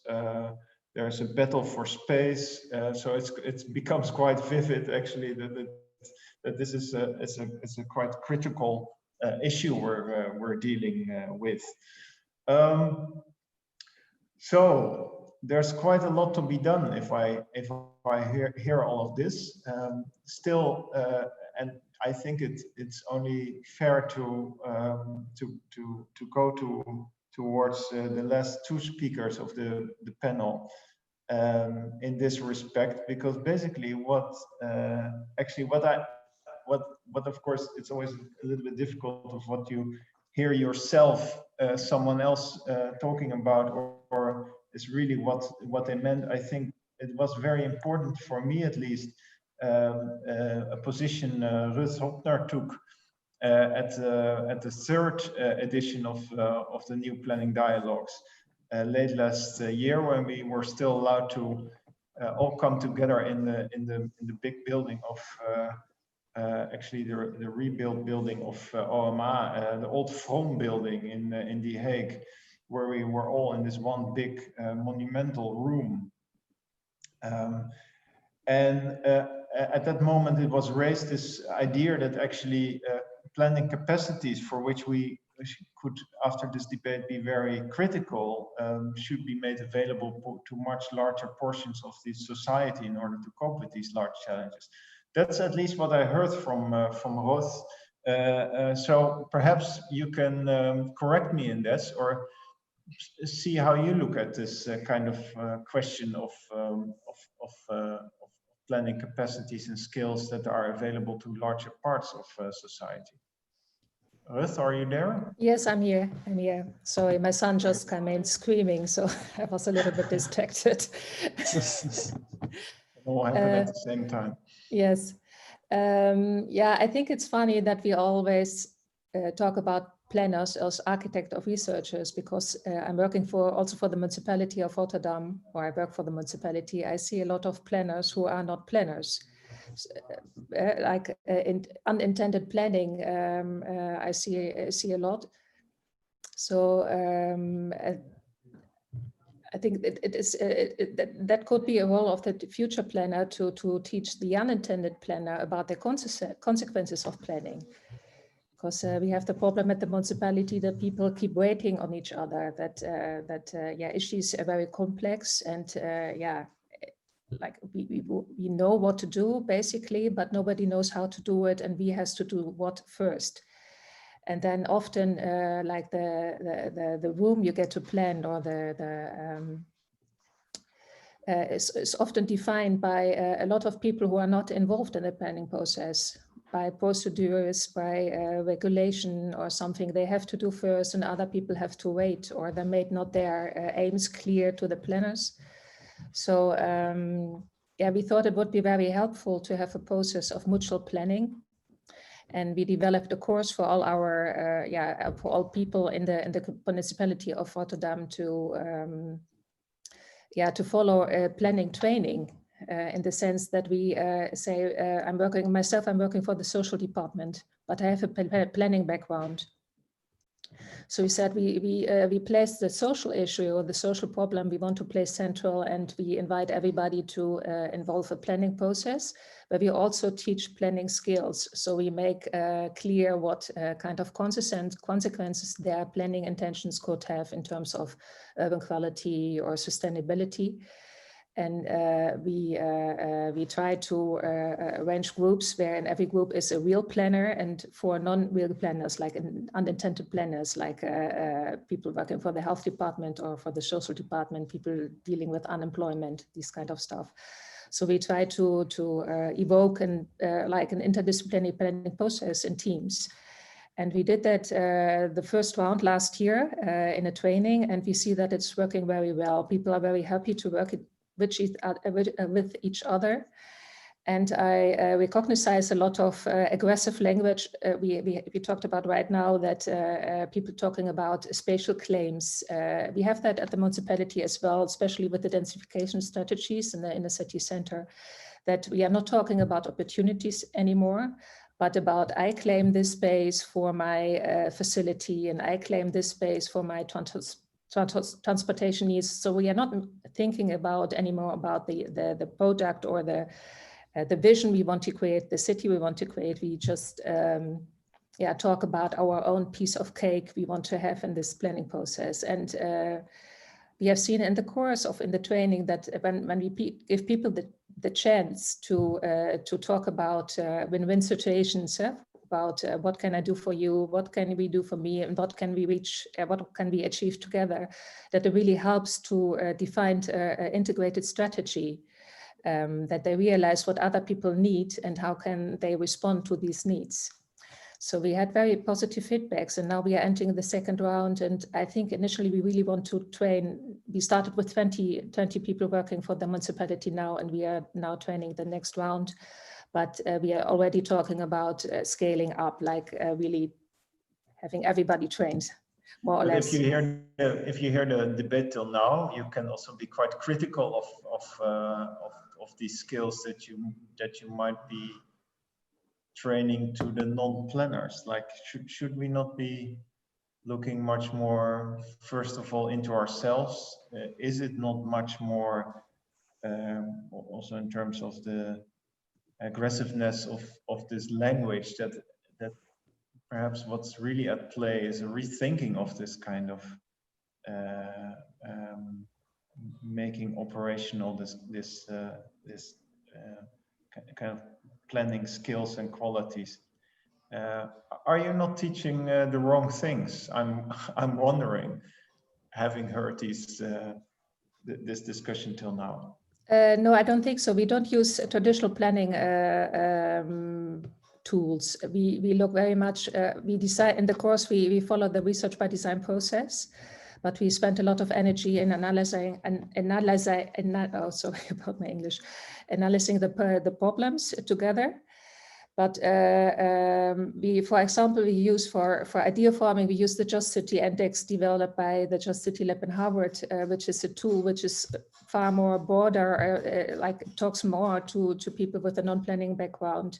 So we don't really use classical tools. We try to use tools which are like more stimulating in a broader way, value-wise, that you discover other different values than just spatial values. In that respect, already you could feedback that kind of learnings into the discussion of the planning discipline as such. And the kind of feedback in this kind of communication with the non-planners that take part in this kind of course. I can see that they can inspire each other, and it's also, I think it's very important what kind of assignment you give to the group. If it's a non-spatial assignment, but they have to develop a spatial strategy to tackle the problem, they come with a lot of different solutions than only spatial solutions. Do I answer the questions? I am not sure if I understood you in the right way. No, it would be nice to see these kind of solutions. I'm really curious in what kind of things come out of this kind of the discussion. So I'm curious of what you're achieving at the moment, and I'm also curious that this is actually sort of scaling up is going on at the moment. So probably there's some sort of demand for that kind of way of thinking and working. We have to move on a little bit because we're running out of time tremendously, and I think also it would be very nice to have a short break pretty soon, or at least I would like to have that. But perhaps Annette, you could help me a little bit in wrapping up this part of the debate we're having. Yeah, sure I can, but I'm still a bit dazzled by all the different food for thought that has passed by the speakers, and also I'm not sure where to start. I think what we see, there is an urge for planning, but I think there's also an urge for diversity in planning for planners, different roles of planners. And I'm not so worried about other professionals who are into the battle of space, getting a hold of the good skills to be able to take part in such a conversation on how this space or the spaces are going to be used. I was more stricken by the contribution of Maria on those communities who are in an unequal position to take part in those kind of battles or discussions or conversations or dialogues. And that brought something that I heard of to the front of my mind, that there is in the UK, for example, an NGO who provides planning assistance to communities. And I think maybe something like that we could do also in the Netherlands, because I think we're very professionalized if you look at planning debates, and that would help communities to also have a good position in this debate and have assistance in promoting their ideas and also bringing in their interests. I'm curious how Maria looks to that example, because I can imagine that can also be exactly what you meant while describing the sort of participatory kind of planning thinking that has been in vain for quite a number of years, where there's actually this kind of such a big power disbalance that it's actually not really this kind of contribution. Can you say something about that? Yes, I don't want to interrupt Annette. Interesting conversation, but okay, just briefly. Yes, I fully agree with Annette that indeed, if we want to bring in a difference and different communities who have new radical imaginaries, we have to give them not to train them, we need to give them support. We cannot expect from people to allocate time to learn everything.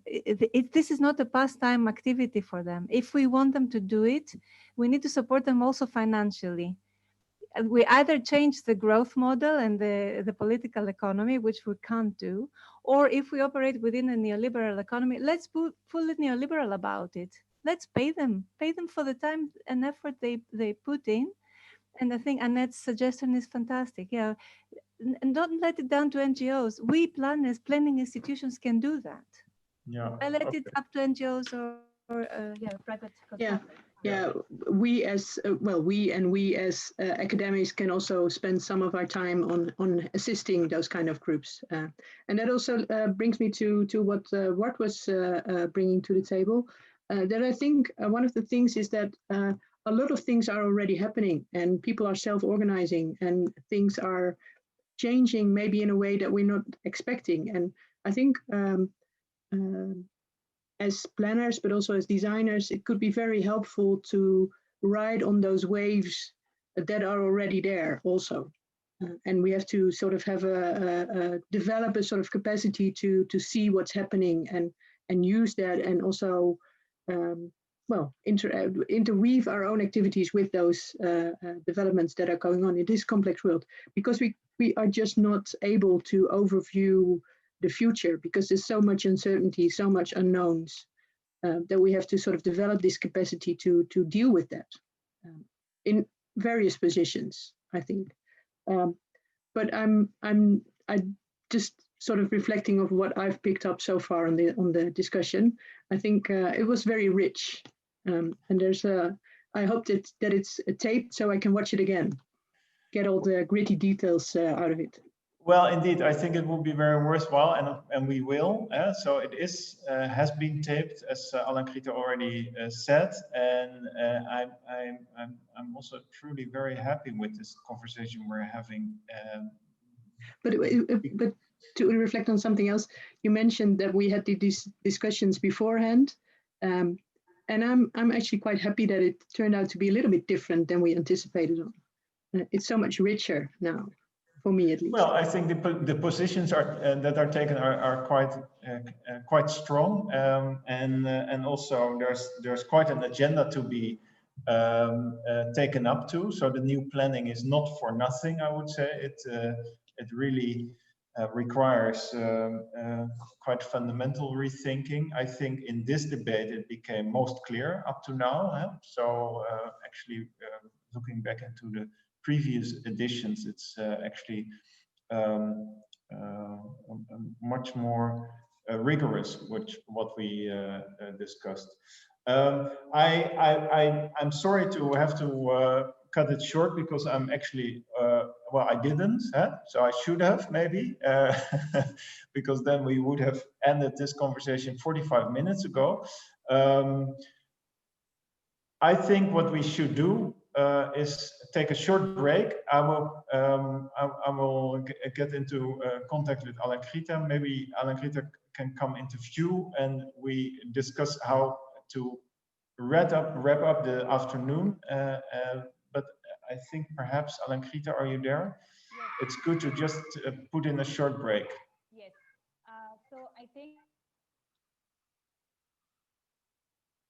we can go for a 10 to 8 minutes maybe, and we come back and we reduce on the time of breakout room. But I think because there are so many examples coming in the chat box, we haven't yet actually discussed the questions that are coming in. So it's good to take those questions in the breakout rooms. So let's come back in but perhaps we can just come together and see what points to pick up on coming from the chat box, because indeed it's a quite lively discussion and it's a pity if we don't do that. So let's take a couple of minutes of break and see if we need to go into the breakout rooms or whether we can pick it up immediately. Okay, sure. Let's chat. let's do that. Yeah. Okay. See you all in 5-7 minutes. Bye.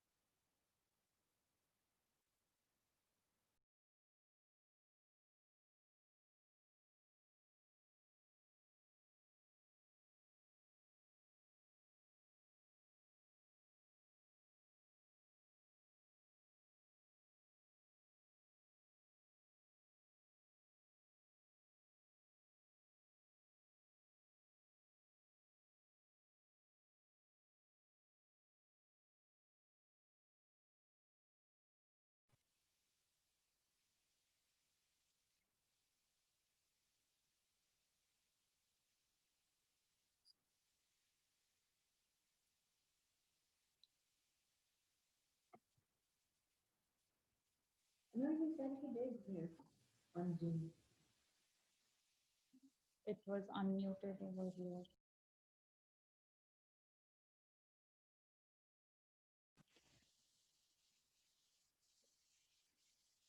Thomas, Surbi, Kima, Kavya, can you all come on board already?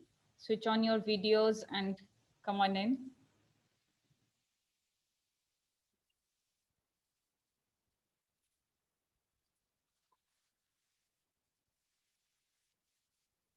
Great.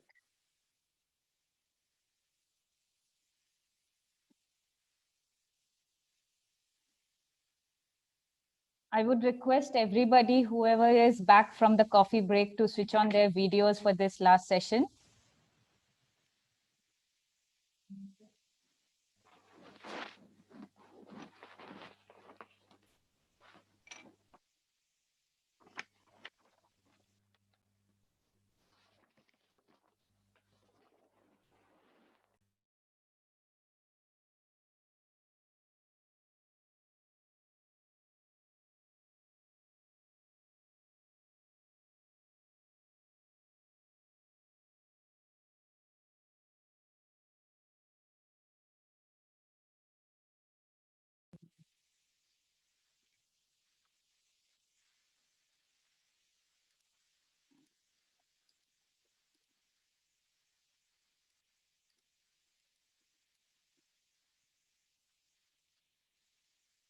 Okay, I hope everybody is back from the break. We are already running out of time, so let's change the plan a little bit. I can see already people leaving because they had some other commitments at 4, and we are really, really late with our time. So I had a small talk with Paul, and I think it is better that rather than dividing ourselves into different breakout rooms, we have the discussion of the breakout room and also take up the questions from the chat box as a group, as a whole group. So now, because people have already started leaving, we are not a huge group, so I think we can manage all together. I would just request everybody to switch on your video for the whole time, this session. We really want this session to be more interactive. My Malvika is putting in the chat box the link to Miro board. We want to try this new interactive board, whiteboard setup to see how effectively we can do this digital method of events. So I'm going to share quickly.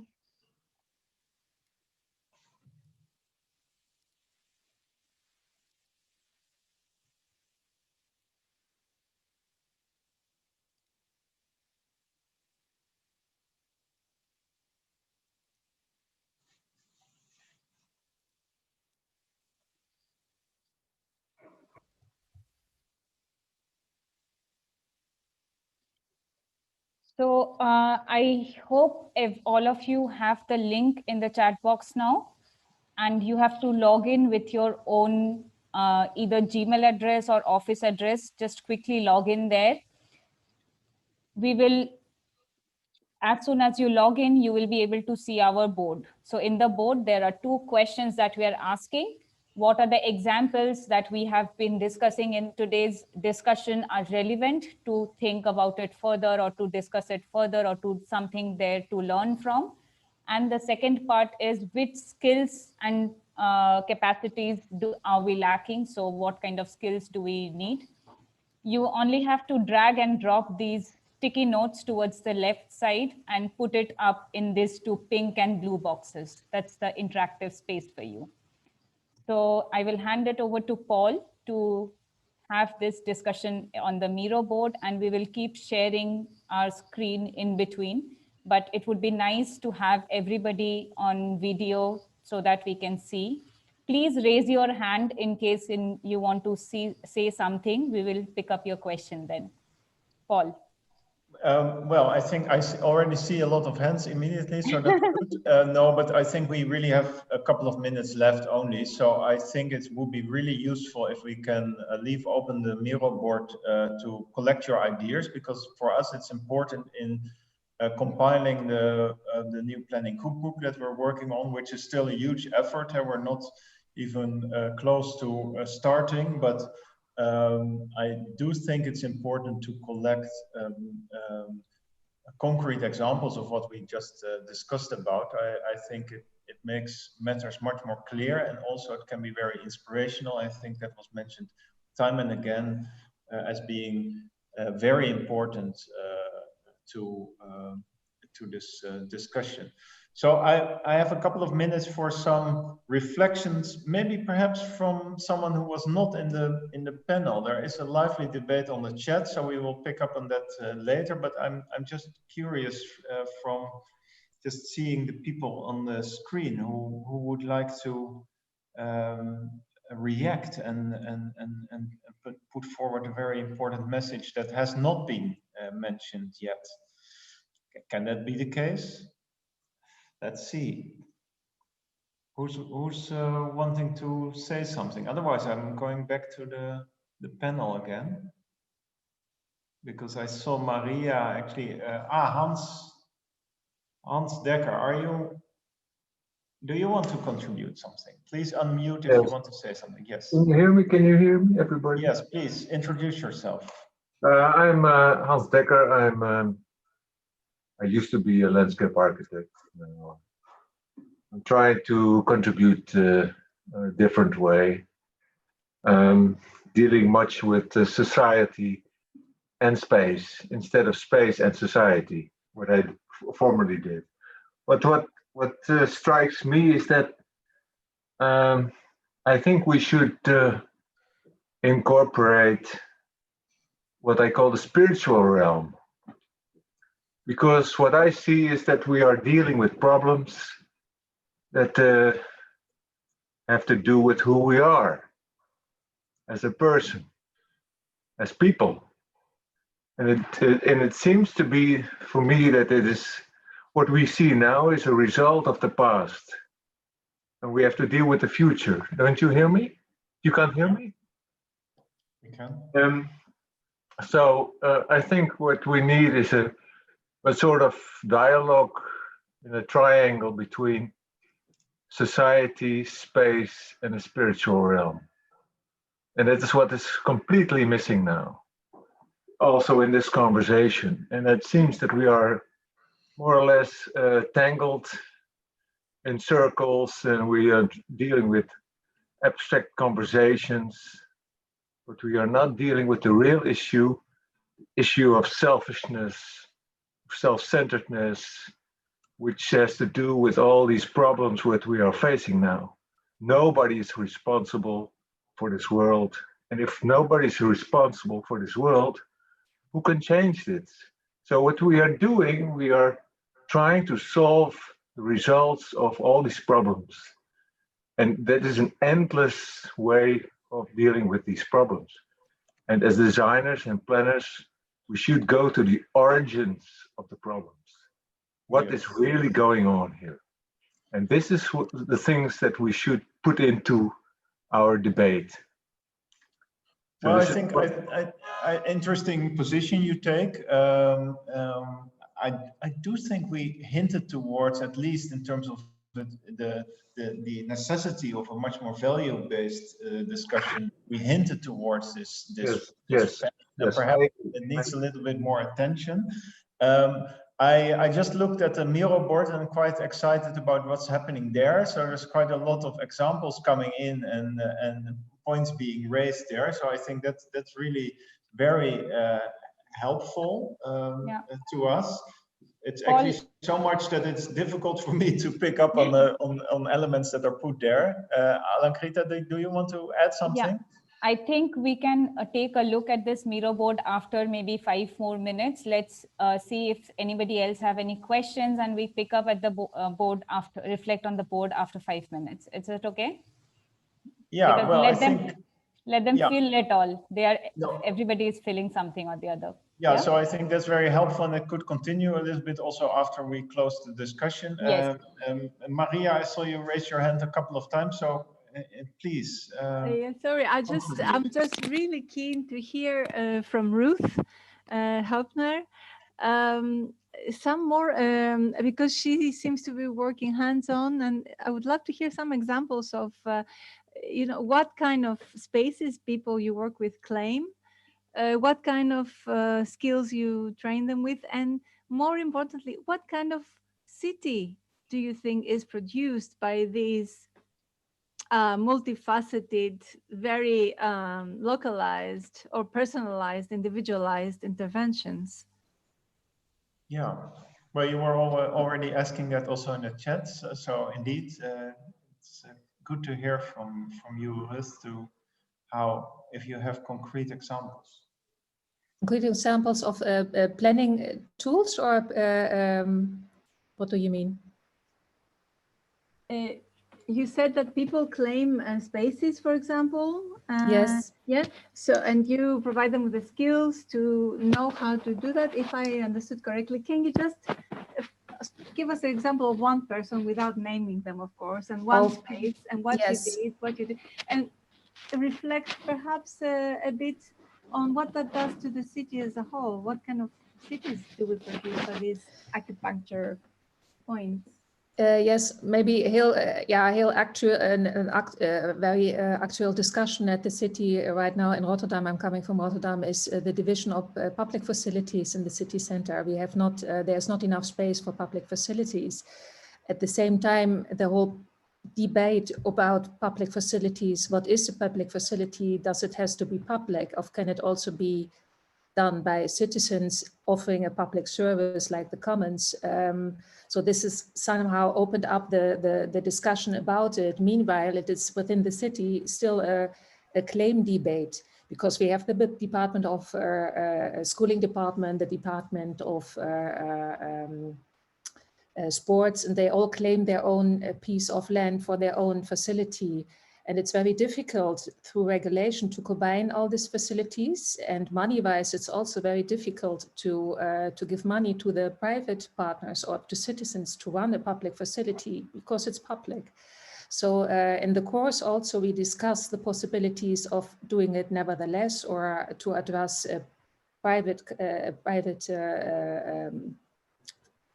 financiers or finance to address to build a public facilities in a mutual way with private and public partners, and the way how it can be done and how it can be multifunctional. So this is an example of talking about claims, land claims, and discussing it with also with citizens and also with people from the municipality. Yeah. Well, thank you. It will be good also if you, maybe we can get into a direct conversation about that, about these very concrete examples and outcomes of this trajectory. I think we have to cut the discussion short here. I would like to give the word back to Alain-Griete, and maybe you can pick up on the one or two things that you saw in the Miro board that I couldn't immediately digest. Yes.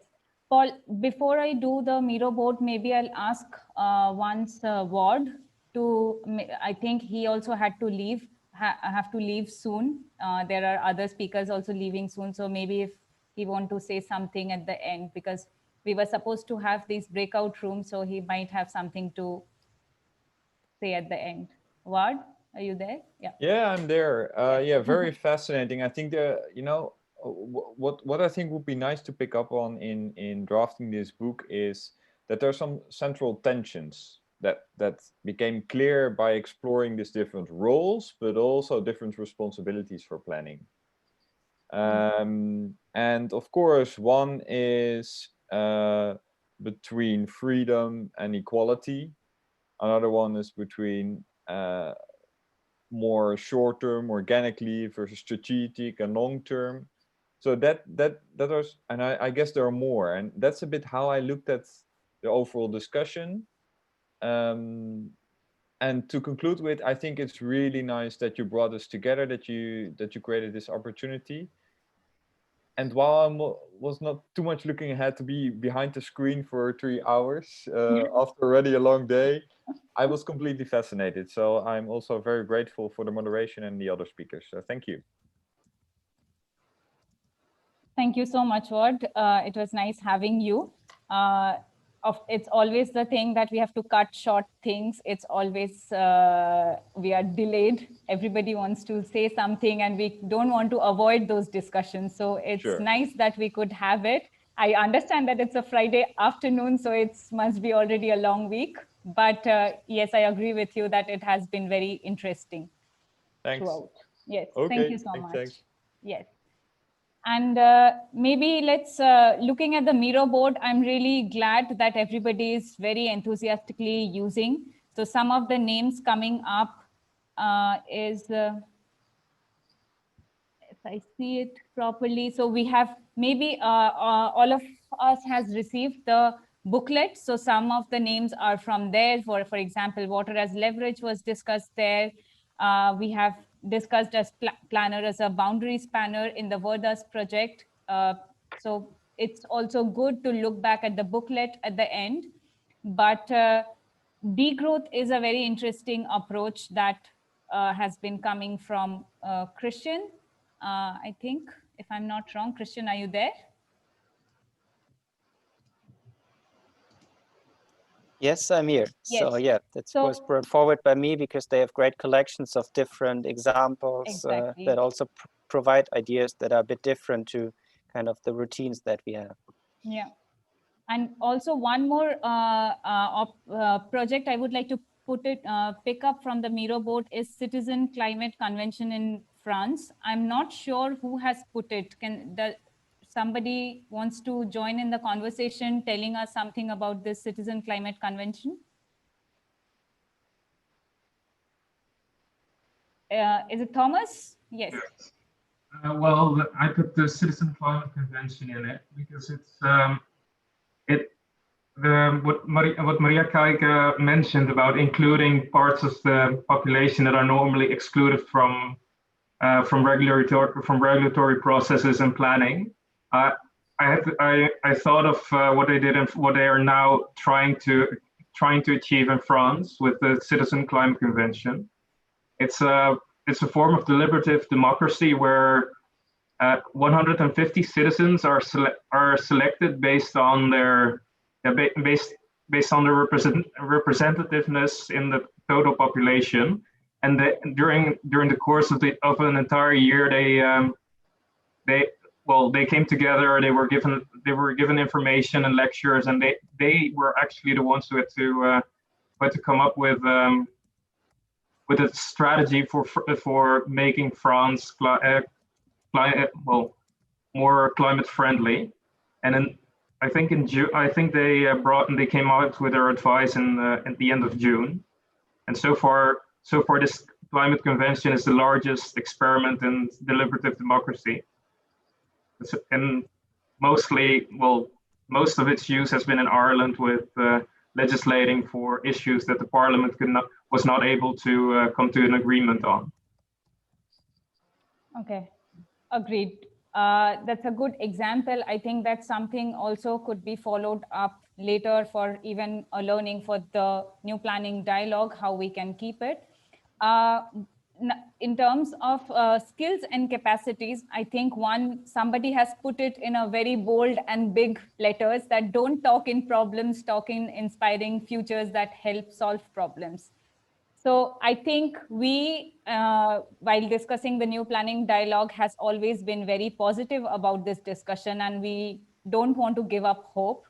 We still think that we can still make it right and still try to do it. We have seen the video at the beginning talking about the urgencies and have had a variety of discussions today coming from different backgrounds. It's interesting, but also at times it demotivates us that, okay, are we not doing anything right? Or how is it going on? But I think the new planning, through the new planning dialogue and through the cookbook that Paul has mentioned already, we would like to take a step ahead and say that no, there are inspiring projects that are happening around the world. And we would like to see what kind of alternatives can we pick up in the planning systems to actually make it work, to make it right. So at the end, I would like to ask Terry. I hope Terry is there. I cannot see him yet.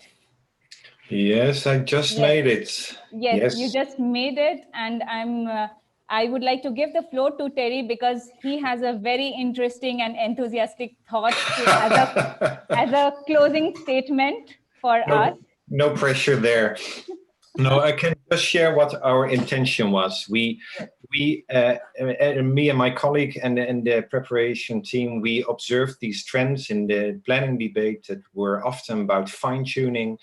And then we often say to each other, let's not be naive. The challenges of our time are so massive. It's not about fine-tuning. It's not about being more inclusive to citizens. It's not about these little things. They are important and they bring us things.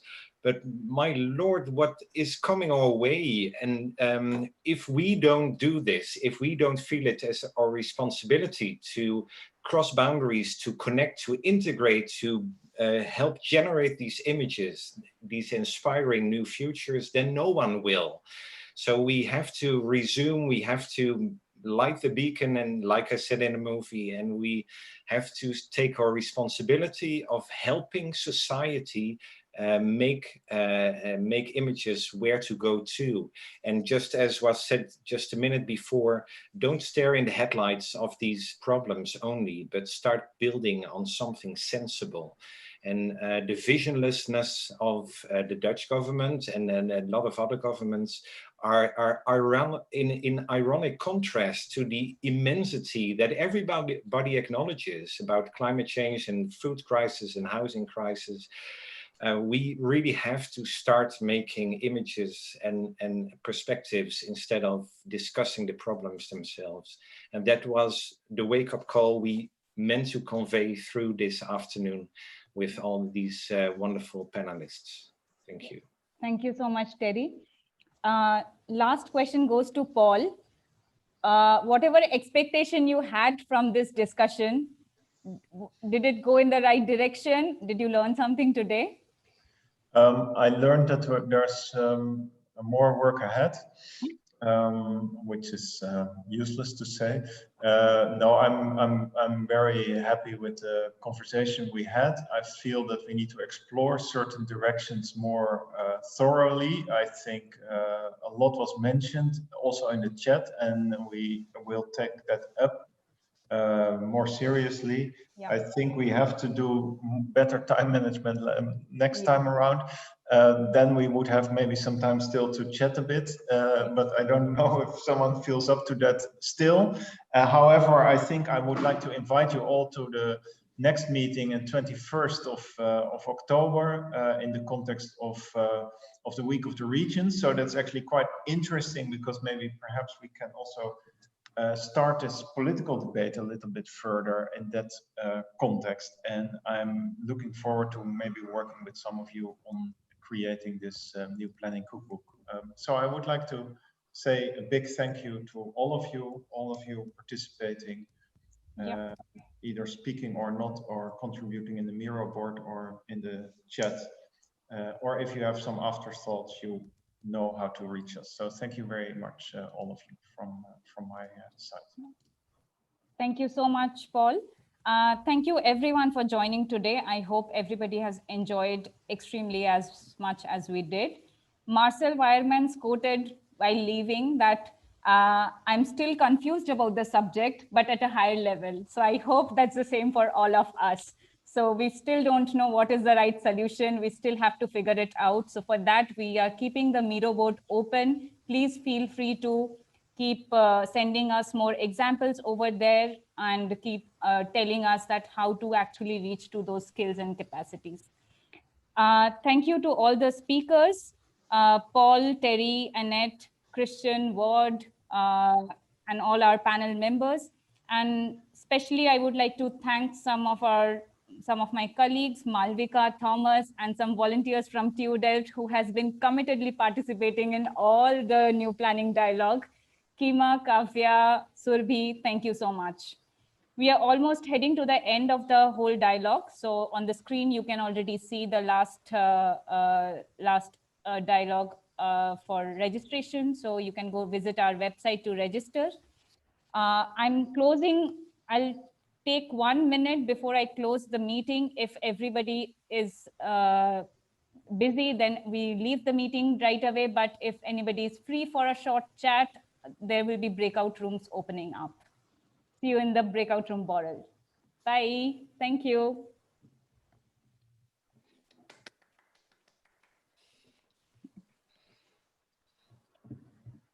Thank you. Bye. Thank you.